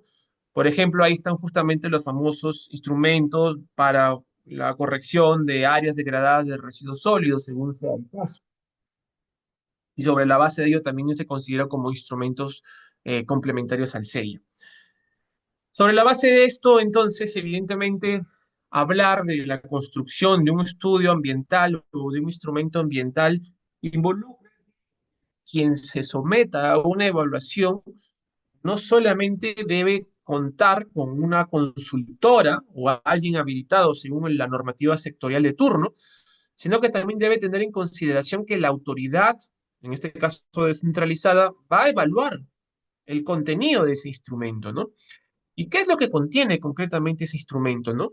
Eh, en sencillo, lo que contiene el instrumento básicamente son tres grandes apartados, ¿no? Podemos decir que hay un primer apartado donde se establece justamente la descripción del proyecto, ¿no? Es decir, qué involucra. Eh, Se habla, por ejemplo, de que esta situación solamente debe llegar a nivel de factibilidad, es decir, cuando ya se conozca cuánto material me va a costar, cuánto tiempo me voy a ejecutar, ¿no? Cuando tenga toda esa información para poder ya estar listo para ejecutar mi proyecto, y evidentemente ya puedo tener una noción clara de lo que voy a hacer, pues se dice que eso se denomina justamente la factibilidad del proyecto. Y estoy hablando tanto público como privado, ¿no? Evidentemente a nivel de inversión pública tiene sus propias denominaciones, es correcto, pero para efectos del SEIA se entiende, sí, se interpreta así. Ahora, esta definición no la vamos a encontrar en el propio reglamento del SEIA, sino que se deviene justamente de una regulación específica en el sector de la minería, ¿no? Donde justamente se ha atrevido justamente a identificar cuándo estamos hablando de que el proyecto debe ya contar con un instrumento ambiental, ¿no? Y se habla justamente de la factibilidad, entendida esta con la noción real de lo que demandaría justamente construir y generar la actividad en concreto, ¿no? Entonces, una vez obtenida la factibilidad, el primer apartado justamente es tener la descripción del proyecto, ¿no? A nivel de proceso de formulación. Involucra justamente el nivel de factibilidad y demás. Y la segunda parte es justamente el propio proceso de elaboración del instrumento ambiental. ¿Eso qué supone? Bueno, supone por un lado conocer dónde voy a desarrollarlo, ¿no? Es decir, tengo que conocer en qué ecosistema se va a desarrollar, en ambiente, ¿no? En qué entorno, en un entorno urbano, en un entorno natural, un entorno rural, ¿dónde voy a desarrollar, ¿no? Y para eso, evidentemente, debo desarrollar pues todos los elementos ambientales y describir los que hay en la zona, ¿no? Desde flora, fauna, los componentes ambientales, ¿no? El agua, el suelo, ¿no? Los ecosistemas de la zona, si hay glaciares, todo eso debo describirlo en mi línea base. Pero la línea base en realidad no está pensada simplemente como una mera descripción, sino que sobre la base, valga la redundancia de la línea base, ¿no? Voy a poder delimitar el área de influencia de mi proyecto, o sea, hasta dónde podría justamente abarcar la influencia de mi proyecto, ya sea una influencia netamente a nivel de impactos o una influencia social, por ejemplo, ¿no? Mi proyecto va a dinamizar la zona si mi actividad es de servicios o es extractiva o es productiva, dinamizará la zona, bueno, yo tengo que justamente identificarlo en la área de influencia sobre la base de la línea base que he construido, ¿no? Y luego de ello, evidentemente, va a venir justamente que la información que yo tenga del proyecto más la línea base y el área de influencia se hace una sinergia de análisis y sobre la base de ello se elabora justamente la identificación y evaluación de impactos ambientales, ¿no? Ahí, obviamente, pues los técnicos, ¿no? Utilizan justamente las tablas de doble entrada, ¿no? Diversas, evidentemente, herramientas, utilizan, evidentemente, las metodologías de evaluación de impacto ambiental, Leopold, CONESA, ¿no? Banco Mundial, lo que ustedes deseen, siempre y cuando esté debidamente acreditado a nivel internacional, así dispone el reglamento del SEIA. Y sobre la base de esta evaluación, justamente, pues, identifico el impacto, pues, ¿no? ¿Qué impactos he generado o voy a generar, perdón? ¿Van a ser significativos, no significativos, no? Si aplico con esa, será menor a 21. ¿Qué exactamente voy a desarrollar a nivel de resultados, ¿no? De la matriz de evaluación de impactos. Y una vez justamente identificados los impactos, viene la interpretación, y una vez dada la interpretación, ya puedo construir mis alternativas de solución, ¿no? Que dependiendo evidentemente del nivel de complejidad puede ser simplemente un plan de monitoreo ambiental más un plan de manejo ambiental, que forma parte evidentemente del último apartado, donde propongo acciones de vigilancia y monitoreo, ¿no? Es decir, para saber que a lo largo de mi proyecto, evidentemente la actividad va a tener un análisis constante de las emisiones que puedo generar, o los vertimientos, por ejemplo, en el caso de, de infraestructura de residuos sólidos, de lixiviados, entre otros, ¿no? O de combustión, según sea el caso, ¿no? Y evidentemente también pues las alternativas de solución para minimizar ese impacto que puede ser a través del PMA, ¿no? Y con ello evidentemente cerramos la segunda etapa y evidentemente inicia la tercera etapa, que es ya concretamente la presentación del instrumento hacia la autoridad, ¿no? Que es el proceso de evaluación ambiental, ¿no? El proceso de evaluación ambiental evidentemente pues ya va a estar a cargo evidentemente de la autoridad, ¿no? La autoridad certificadora del gobierno regional o de la municipalidad, según sea el caso, ¿no? Y este, evidentemente, pues según si es que hay clasificación anticipada, como lo hay en el sector saneamiento y transportes, bueno, ya directamente se va a saber que se va a presentar, ¿no? Una día. Y en función a ello, justamente va a haber un procedimiento de evaluación de impacto ambiental que siga el estándar de todo procedimiento administrativo, ¿no? Plazos más, plazos menos, pero sigue el estándar del procedimiento administrativo. Es decir, hay una etapa de presentación del instrumento y sobre la base de esa presentación existe una mini etapa de admisibilidad, ¿no? La etapa de admisibilidad, justamente que generalmente debería ser así, yo sé que no todos los gobiernos regionales o locales es así, pero generalmente el área de mesa de partes debería hacer esta etapa de admisibilidad, ¿no? El área de mesa de partes lo que le correspondería es contrarrestar lo que dice el TUPA con lo que se ha presentado, ¿no?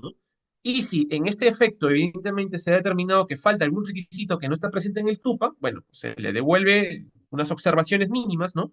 Indicando que falta tal o cual aspecto o requisito del TUPA y que se le ha dado 2 días hábiles para que corrija, ¿no? Para que subsane. Caso contrario, evidentemente, el instrumento se entenderá como no presentado y se devolverá al administrado. Si en este caso no hay observaciones de admisibilidad o en su defecto no existe, o mejor dicho, en su defecto subsana dentro de los 2 días, ya el instrumento, ya el instrumento puede ingresar evidentemente al área de evaluación ambiental propiamente dicha, ¿no? Y en ella obviamente se va a hacer un análisis de fondo, ¿no? Pueden haber observaciones ya técnicas, ¿no? el, el, el- el funcionario, ¿no? Y aquí es un análisis técnico-legal, ¿no? Es lo que dispone la norma del SEIA, ¿no? Tiene que presentarse, esta evaluación se presenta a través de un ITL, un informe técnico-legal, ¿no? Tanto el abogado como el técnico o los técnicos, ¿no? Tienen que evaluar, evidentemente, si se cumple con los aspectos de fondo, ¿no? Relacionados, evidentemente, a los alcances del impacto ambiental, o si, por ejemplo, ¿no? Las soluciones que han planteado para mitigar o prevenir el impacto son idóneas o no.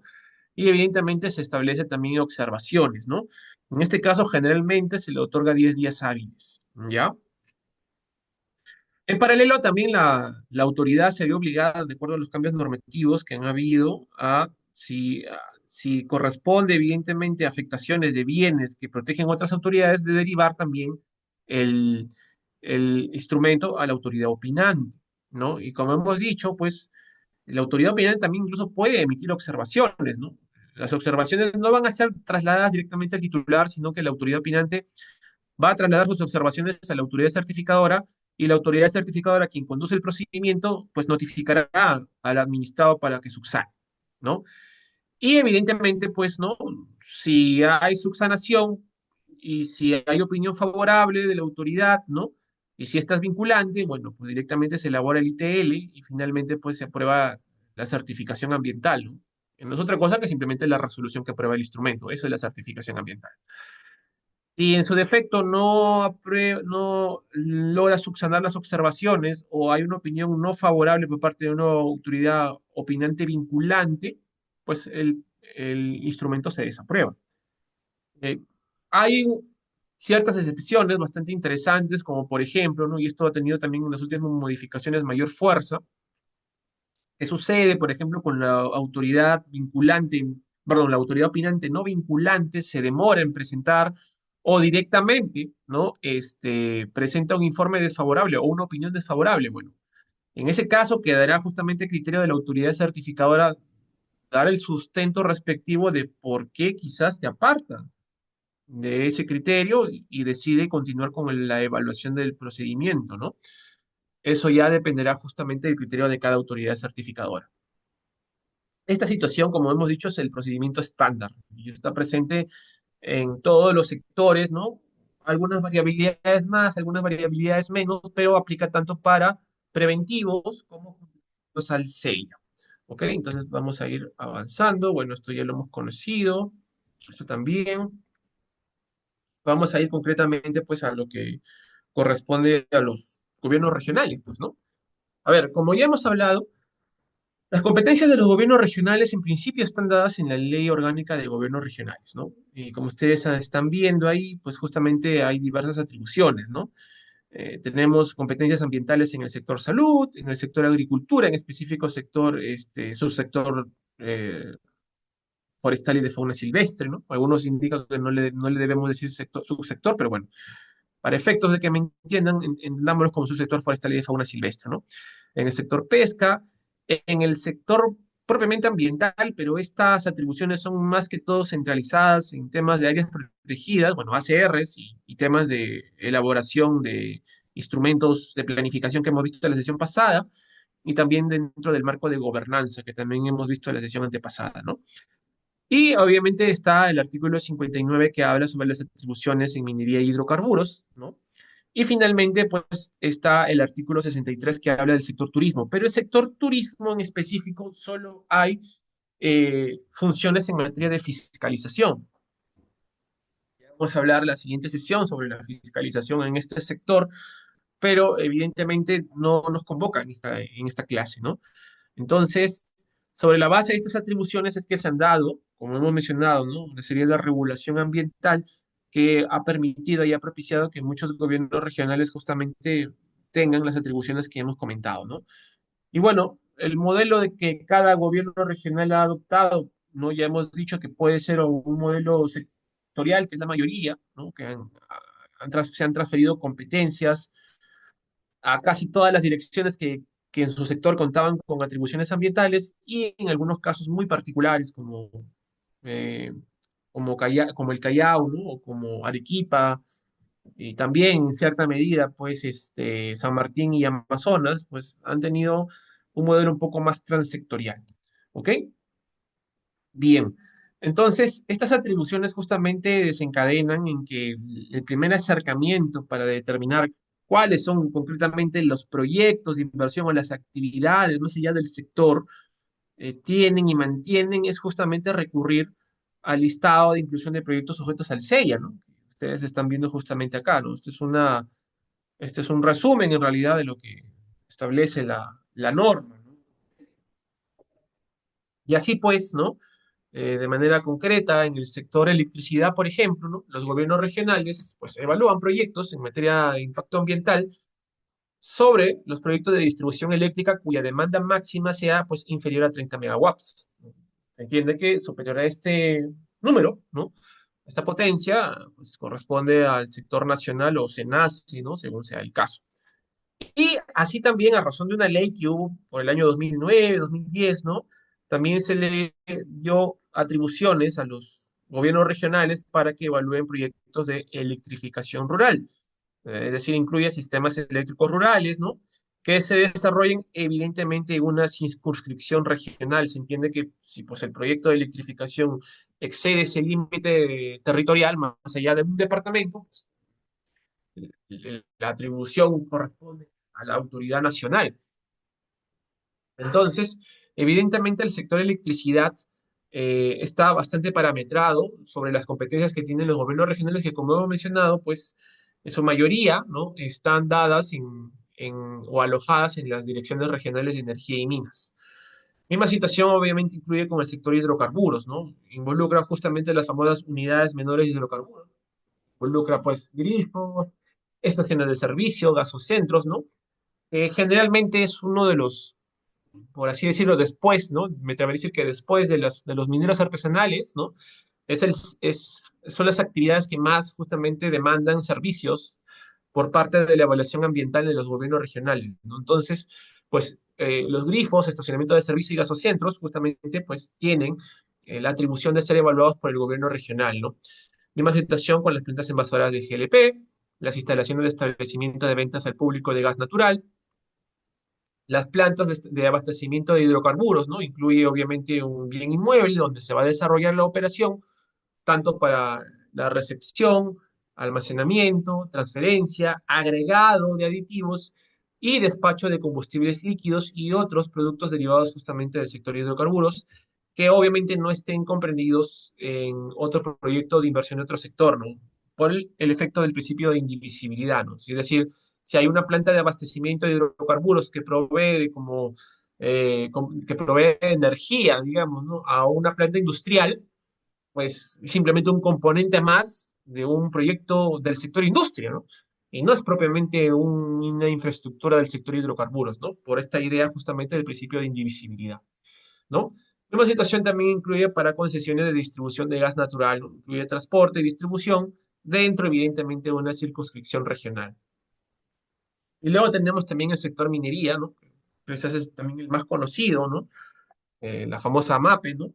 La pequeña minería y minería artesanal, tiene evidentemente sus competencias, ¿no? Y esto involucra justamente todo el proceso, ¿no?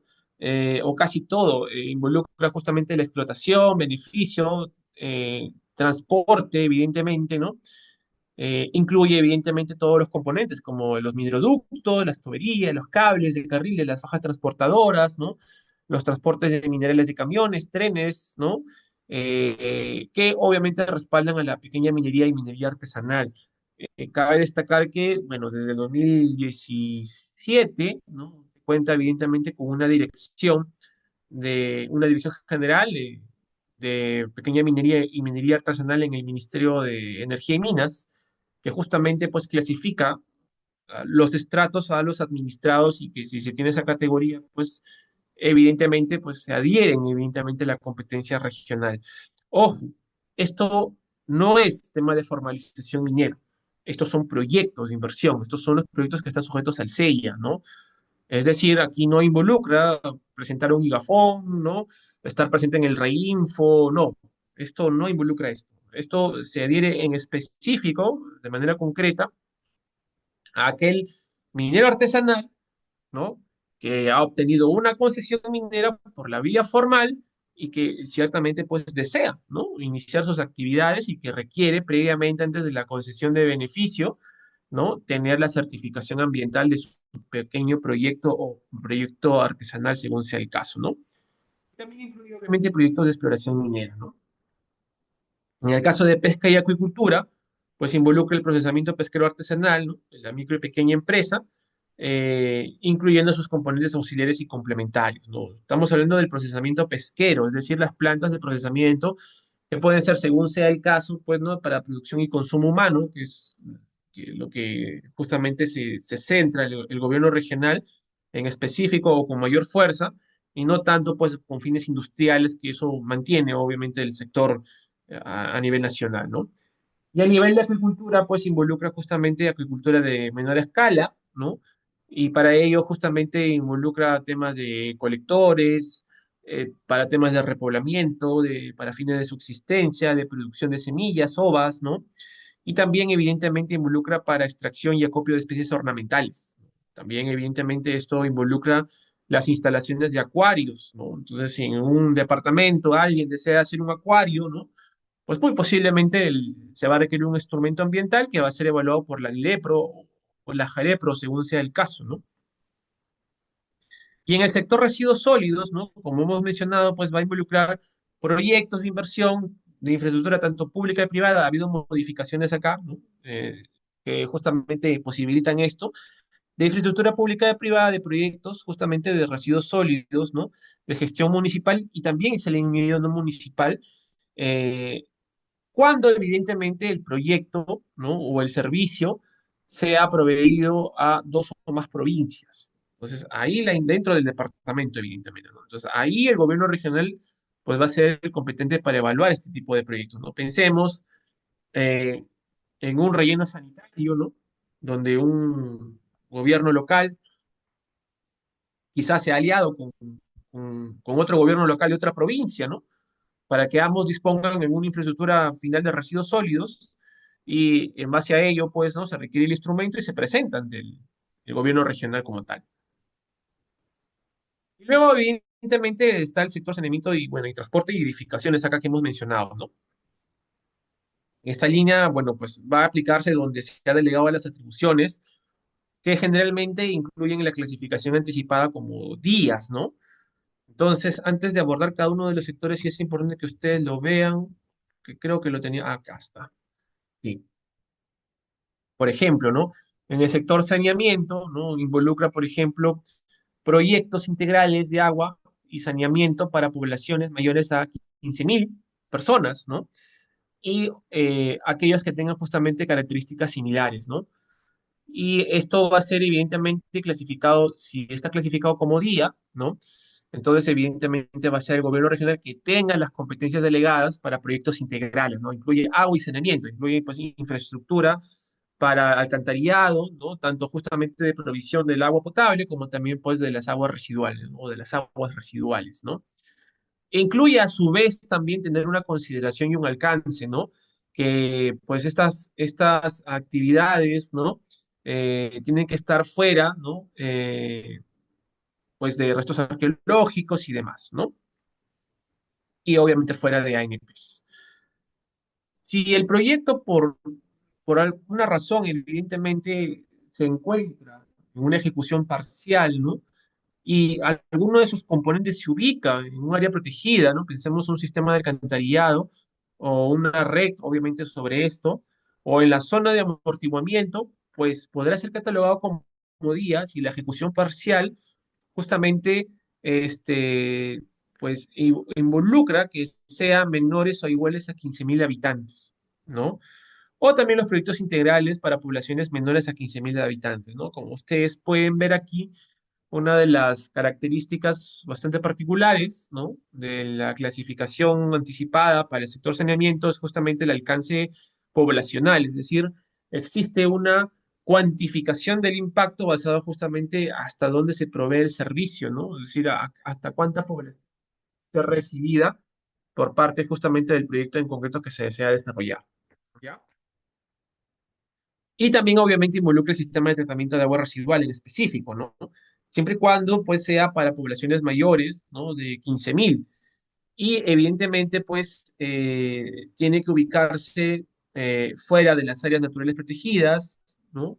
Tanto su zona de amortiguamiento o de restos arqueológicos o zonas marino-costeras, ¿no? O las cabeceras de cuenca o ríos de la selva, ¿no? Bueno, las cabeceras de cuenca sí hay que tener bastante cuidado porque como les he mencionado creo a ustedes, ¿no? No hay ninguna cabecera de cuenca zonificada hasta el momento por parte de la ANA, ¿no? Es una atribución de ellos. ¿Ok?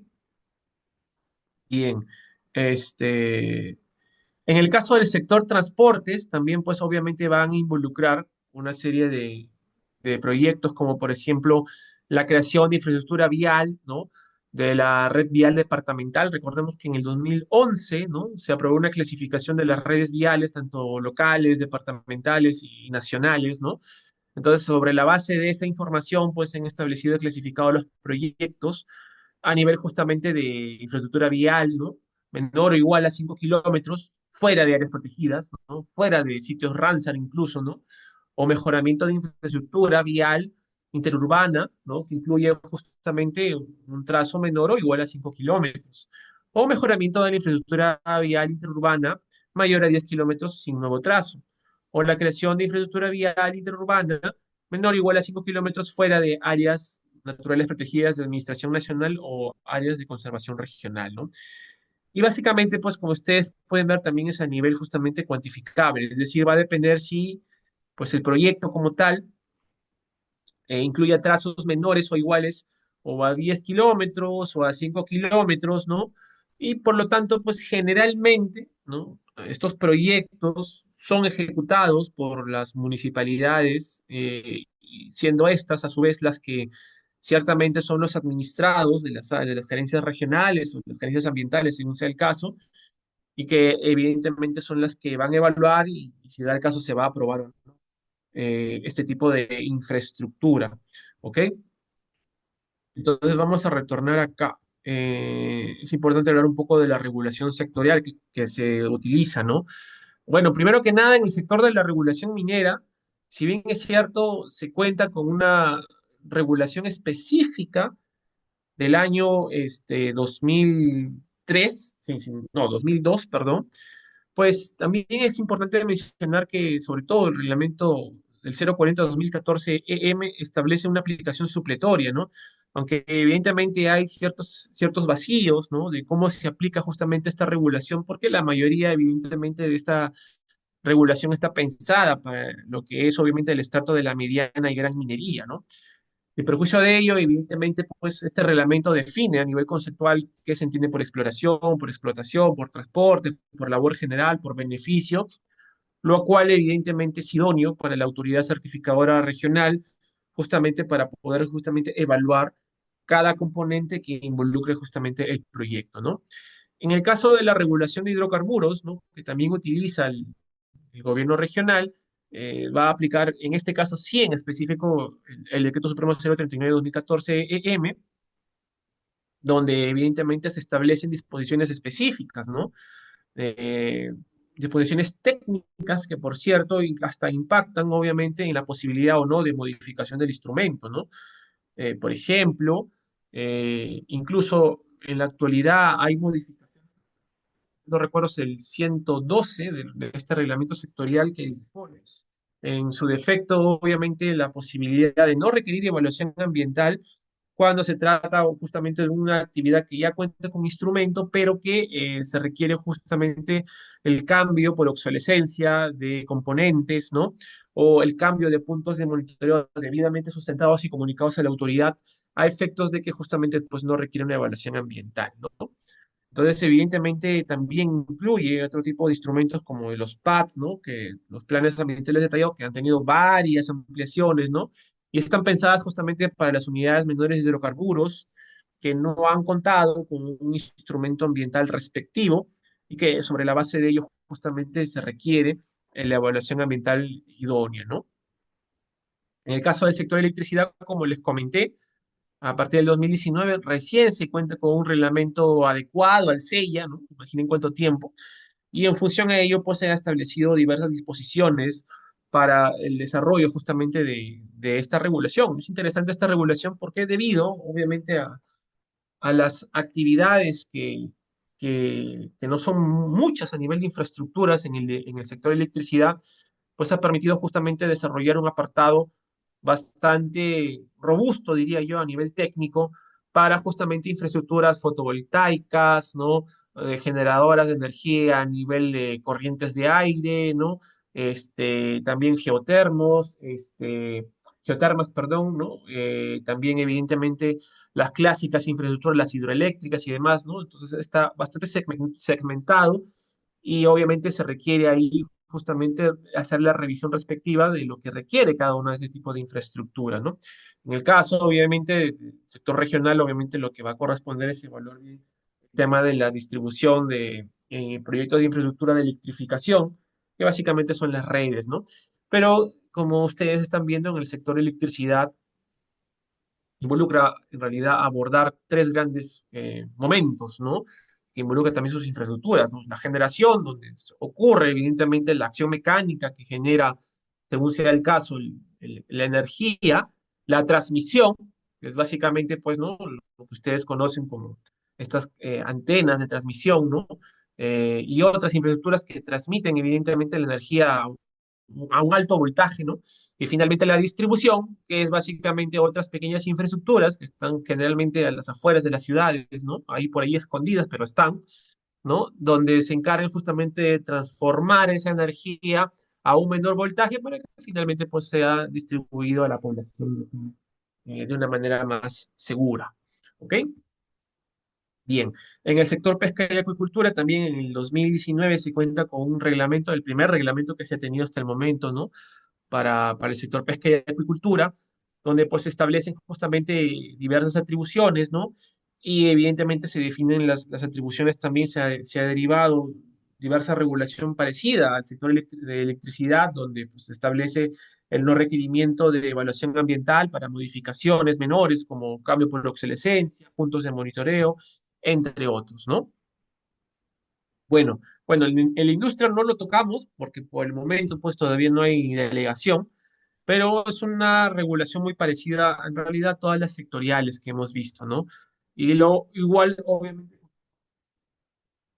los transportes también tiene justamente dentro de lo que es una de las cosas que vale la pena mencionar es la excepción justamente el principio de indivisibilidad, ¿no?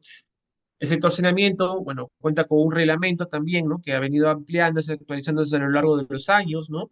Y que a su vez de eso, justamente, como hemos mencionado, ha sido el primero que ha llegado a este proceso de delegación de competencias que ustedes están viendo ahí, ¿no? Que en realidad inicia con mayor fuerza en el 2016, ¿no?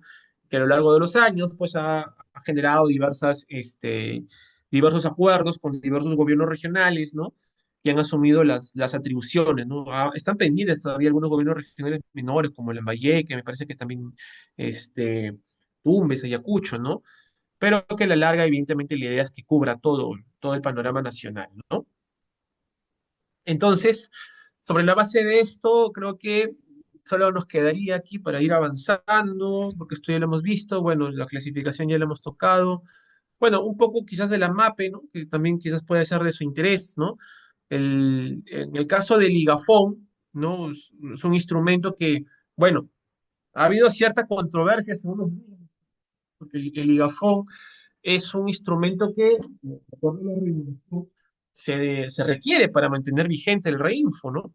Y que, sin embargo, ha habido un pronunciamiento bastante extraño del Ministerio de Energía y Minas donde indica de que, pues, mm, podría decirse que no se va a requerir, va a haber una especie de régimen de excepción bastante raro, pero bueno, cosas que pasan en este sector, donde pues el reinfo no va a estar suspendido si es que el Ministerio de Energía y Minas no cuenta con la información suficiente, ¿no? El criterio correcto era si no hay gigafón, no hay reinfo, ¿no? Pero actualmente parece que el Ministerio de Energía y Minas tiene otra postura un poco controvertida donde se indica no cuento con información, pues el reinfo se continúa. Hasta que finalmente tengan la certeza de que si realmente el titular tiene o no tiene gigafón, ¿no? Puede haber aquí, obviamente, diversas posturas, ¿no? Desde el punto de vista del ministerio es tener una certeza real si el titular cuenta o no con este instrumento, ¿no? Y esto se da porque, pues, al igual que en otros sectores como el forestal, pues no todos los gobiernos regionales proveen la información suficiente al ente rector, ¿no?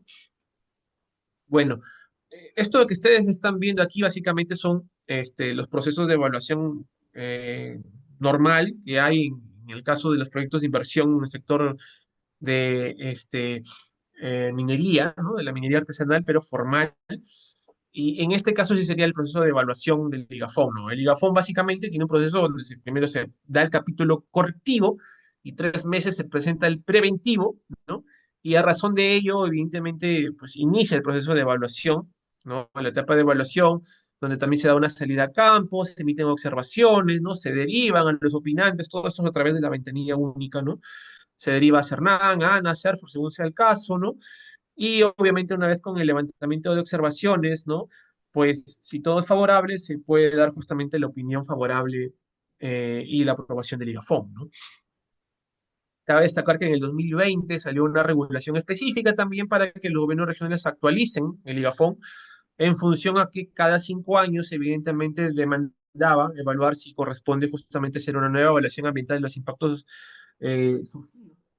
y una modificación si es que el titular deseaba justamente pues de desarrollar cambios no previstos en el proyecto, no que podrían generar impactos ambientales, ¿no? O que puede justamente implicar que el titular de la operación necesite optimizar sus planes, ¿no? O que el titular de la operación minera no podría evidentemente desarrollar las medidas debidamente sustentadas, ¿no? Entonces, estos supuestos evidentemente ya también se los dejo acá porque es necesario ir avanzando, ¿no? Bueno, acá tenemos también el proceso que en realidad es el mismo, solo que es la fase que hace ANA, ¿no? Para evaluar si es que obviamente el proyecto minero de la MAPE demanda o no demanda en realidad pues una evaluación, ¿no? y sobre la base de ello, evidentemente, pues hay un pronunciamiento de ANA. Bien, entonces para ir finalizando ahora en el sector, bueno, en los gobiernos locales, ¿no? Como hemos mencionado, pues los gobiernos locales han asumido competencias en mérito, evidentemente, de la ley de gestión integral de residuos sólidos, ¿no? Estas competencias, como ya les he mencionado, pues involucran diversos tipos de instrumentos, ¿no? Por ejemplo, van a involucrar los instrumentos sujetos al SEIA, ¿no? Siempre y cuando las infraestructuras de residuos sólidos aún no se ejecuten, ¿no?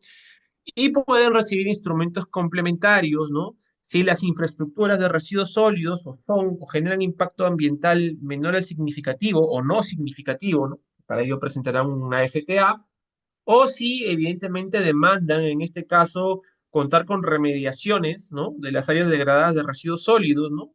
Que básicamente es el programa de reconversión y de recuperación de áreas degradadas, según sea el caso, y si es que una infraestructura de residuos sólidos que se ha erigido sin contar con el instrumento ambiental respectivo, pues tocará justamente presentar un instrumento de gestión ambiental correctivo, ¿no? Que es un PAMA, un DAC, según sea el caso. La clasificación anticipada también nace con el reglamento de residuos sólidos, ¿no? Y sobre la base de esta, pues evidentemente se ha desarrollado, ¿no? Diversas atribuciones y como ustedes pueden ver, pues en la mayoría de los casos, ¿no? Estas son justamente las infraestructuras que dependen, ¿no? Y demandan en la mayoría de los casos las acciones, obviamente, de evaluación ambiental, ¿no? Están centros de acopio, donde obviamente se acopia el residuo, están las plantas de valorización, ¿no? Donde obviamente se separa aquellos residuos que tengan algún valor a nivel de reciclaje y demás. Están las plantas de transferencia, donde son lugares intermedios, donde las unidades de recolección de transporte de residuos sólidos, ¿no? Disponen en esa infraestructura para que luego sean este, dadas a unidades mayores, ¿no? De mayor carga para que sean transportadas finalmente a la infraestructura final de residuos sólidos, ¿no? Que es justamente los famosos rellenos sanitarios, ¿no? Para fines municipales y los rellenos de seguridad para los no municipales, ¿no? Y con el cambio de las normas de los últimos años que han habido, también pues se ha permitido que estas infraestructuras finales tengan lugares mixtos, ¿no? Es decir, zonas donde haya, pues en este caso, este, disposiciones para o celdas para residuos sólidos municipales y residuos sólidos no municipales, ¿no? Como hemos mencionado, pues, ¿no? La forma de atribuciones de este sector es territorial, ¿no? Pues lo que justamente estamos viendo, ¿no? Y evidentemente ya lo hemos tocado, si obviamente el proyecto demanda dos provincias o más, es a nivel regional, si demanda una provincia y varios distritos a nivel provincial, y si es dos o más departamentos, pues a nivel nacional, ¿no? El reglamento también establece, evidentemente, el contenido mínimo del instrumento en realidad es el mismo, ¿no? Básicamente es una repetición de lo que dice la reglamentación específica, ¿no? Y la reglamentación del SEIA. En el caso de áreas degradadas, ¿no? Este año, ¿no? A razón del Decreto Supremo 01/2025 MINAN, ¿no? Han habido una nueva ampliación, porque en el caso de las infraestructuras degradadas para el tema justamente de recuperación y de reconversión de áreas, ¿no? Han tenido subsecuentes ampliaciones, bueno, ha habido una nueva ampliación esta vez, ¿no? Siempre y cuando, evidentemente, cuenten, ¿no? Con este caso un proyecto ya formulado, ¿no? Para la recuperación o la reconversión y se les establece según sea el caso, ¿no? Entre 3 años, dada justamente esta situación y este alcance, ¿no? La explicación es evidente, ¿no? Los gobiernos locales se enfrentan evidentemente al propio sistema de enviar TP, donde evidentemente pues los pasos, los procesos son lentos, ¿no? Alcanzar y asegurar también evidentemente el presupuesto no es fácil y con ello el tiempo se dilata, ¿no? Y es por ello que el sector ambiente pues ha ampliado nuevamente pues, ¿no? El tema justamente de lograr la reconversión de estas áreas degradadas, ¿no? Entonces, la certificación ambiental va a depender justamente de la clasificación anticipada, ¿no? Y va a depender también justamente de que el proyecto sea desarrollado en cierto o cual territorio, ¿no? Y mismo alcance, pues están para el tema de las fichas técnicas ambientales. Como hemos dicho, son pues actividades que no comprenden el SEIA, ¿no? Es decir, no están dentro de la clasificación anticipada. Si ustedes pueden ver acá en la clasificación anticipada, ¿no? Es una clasificación también cuantitativa, es decir, que demanda el instrumento preventivo siempre y cuando evidentemente haya un nivel de tonelaje de capacidad de operación mayor, ¿no? Así, por ejemplo, para el caso, por ejemplo, de las infraestructuras de disposición final, ¿no? De residuos sólidos, el instrumento menor, ¿no? Involucra una capacidad de operación de 2 toneladas diarias hasta 20 toneladas diarias, ¿no? Por ejemplo, si tenemos una celda transitoria, un pequeño proyecto que sea menor a 2 toneladas diarias, ¿no? Se entendería que correspondería a una FTA, ¿ya? Y así, evidentemente, para el resto de infraestructuras, siempre y cuando estén por debajo de esa clasificación anticipada, ¿no? Y en función a ello, también este año, ¿no? Se ha aprobado unos nuevos formatos de ficha técnica, concretamente, bueno, este año no, el año pasado, perdón, a razón del decreto supremo 01/2024, Minan, donde justamente se ha establecido, no, sí tienen razón, disculpen, en el 2025, hace unas 3 4 semanas atrás, se ha aprobado justamente esos nuevos formatos que están viendo, y las fichas técnicas básicamente son como una especie de declaración. Se entiende evidentemente que están sometidas a fiscalización respectiva, y que en el caso evidentemente de que si se comprenden infraestructuras de residuos sólidos, el competente para fiscalizarlos obviamente es OEFA. Así que esas fichas técnicas, más allá de lo que entre comillas pueden ser sencillas, ¿no? Ciertamente pues involucran en este caso específico tener eh, lo que se desarrolla a nivel de contenido, ¿no? Bueno, también han habido, como he mencionado este año, en el 2025, en el mes pasado, me parece, no, el mes antepasado, en enero, justamente pues unos nuevos formatos para los instrumentos correctivos, que es el formato de adecuación ambiental, ¿no? Que es básicamente una mera declaración sin perjuicio evidentemente de la presentación del diagnóstico preliminar o el PAMA, según sea el caso, ¿no? Y que se ha aprobado también los formatos respectivos para este tipo de infraestructuras que pues no cuenta con un instrumento idóneo, ¿no? El proceso de evaluación sigue siendo el proceso de evaluación estándar, ¿no? Se presenta si hay evidentemente alguna autoridad, o el proyecto o la infraestructura ya existente afecta a recursos hídricos, sobre todo los subterráneos, ¿no? Puede ser derivado a ANA para opinión, o si se encuentra cerca a un área protegida también. Ahora, es importante mencionar que la propia legislación de residuos sólidos establece condiciones mínimas para instalar estas infraestructuras, ¿no?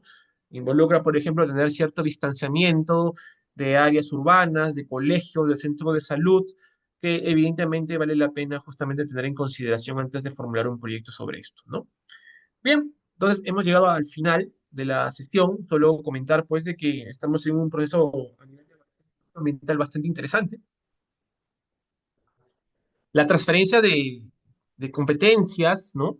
A lo largo de los gobiernos regionales ha dado paso, evidentemente, a la delegación de funciones por parte, evidentemente, de sectores como transporte, como saneamiento, en el caso de los gobiernos regionales, está iniciando agricultura e industria, según tengo entendido, lo cual esto implica que pues ha habido ciertamente una experiencia positiva, y esto evidentemente se entiende que al finalizar estos procesos, ¿no? Pues lo que ustedes pueden incluso recoger y leer de los documentos que el Ministerio de Vivienda y Transportes ha aprobado, pues indican que luego va a haber una transferencia de funciones efectivas, ¿no?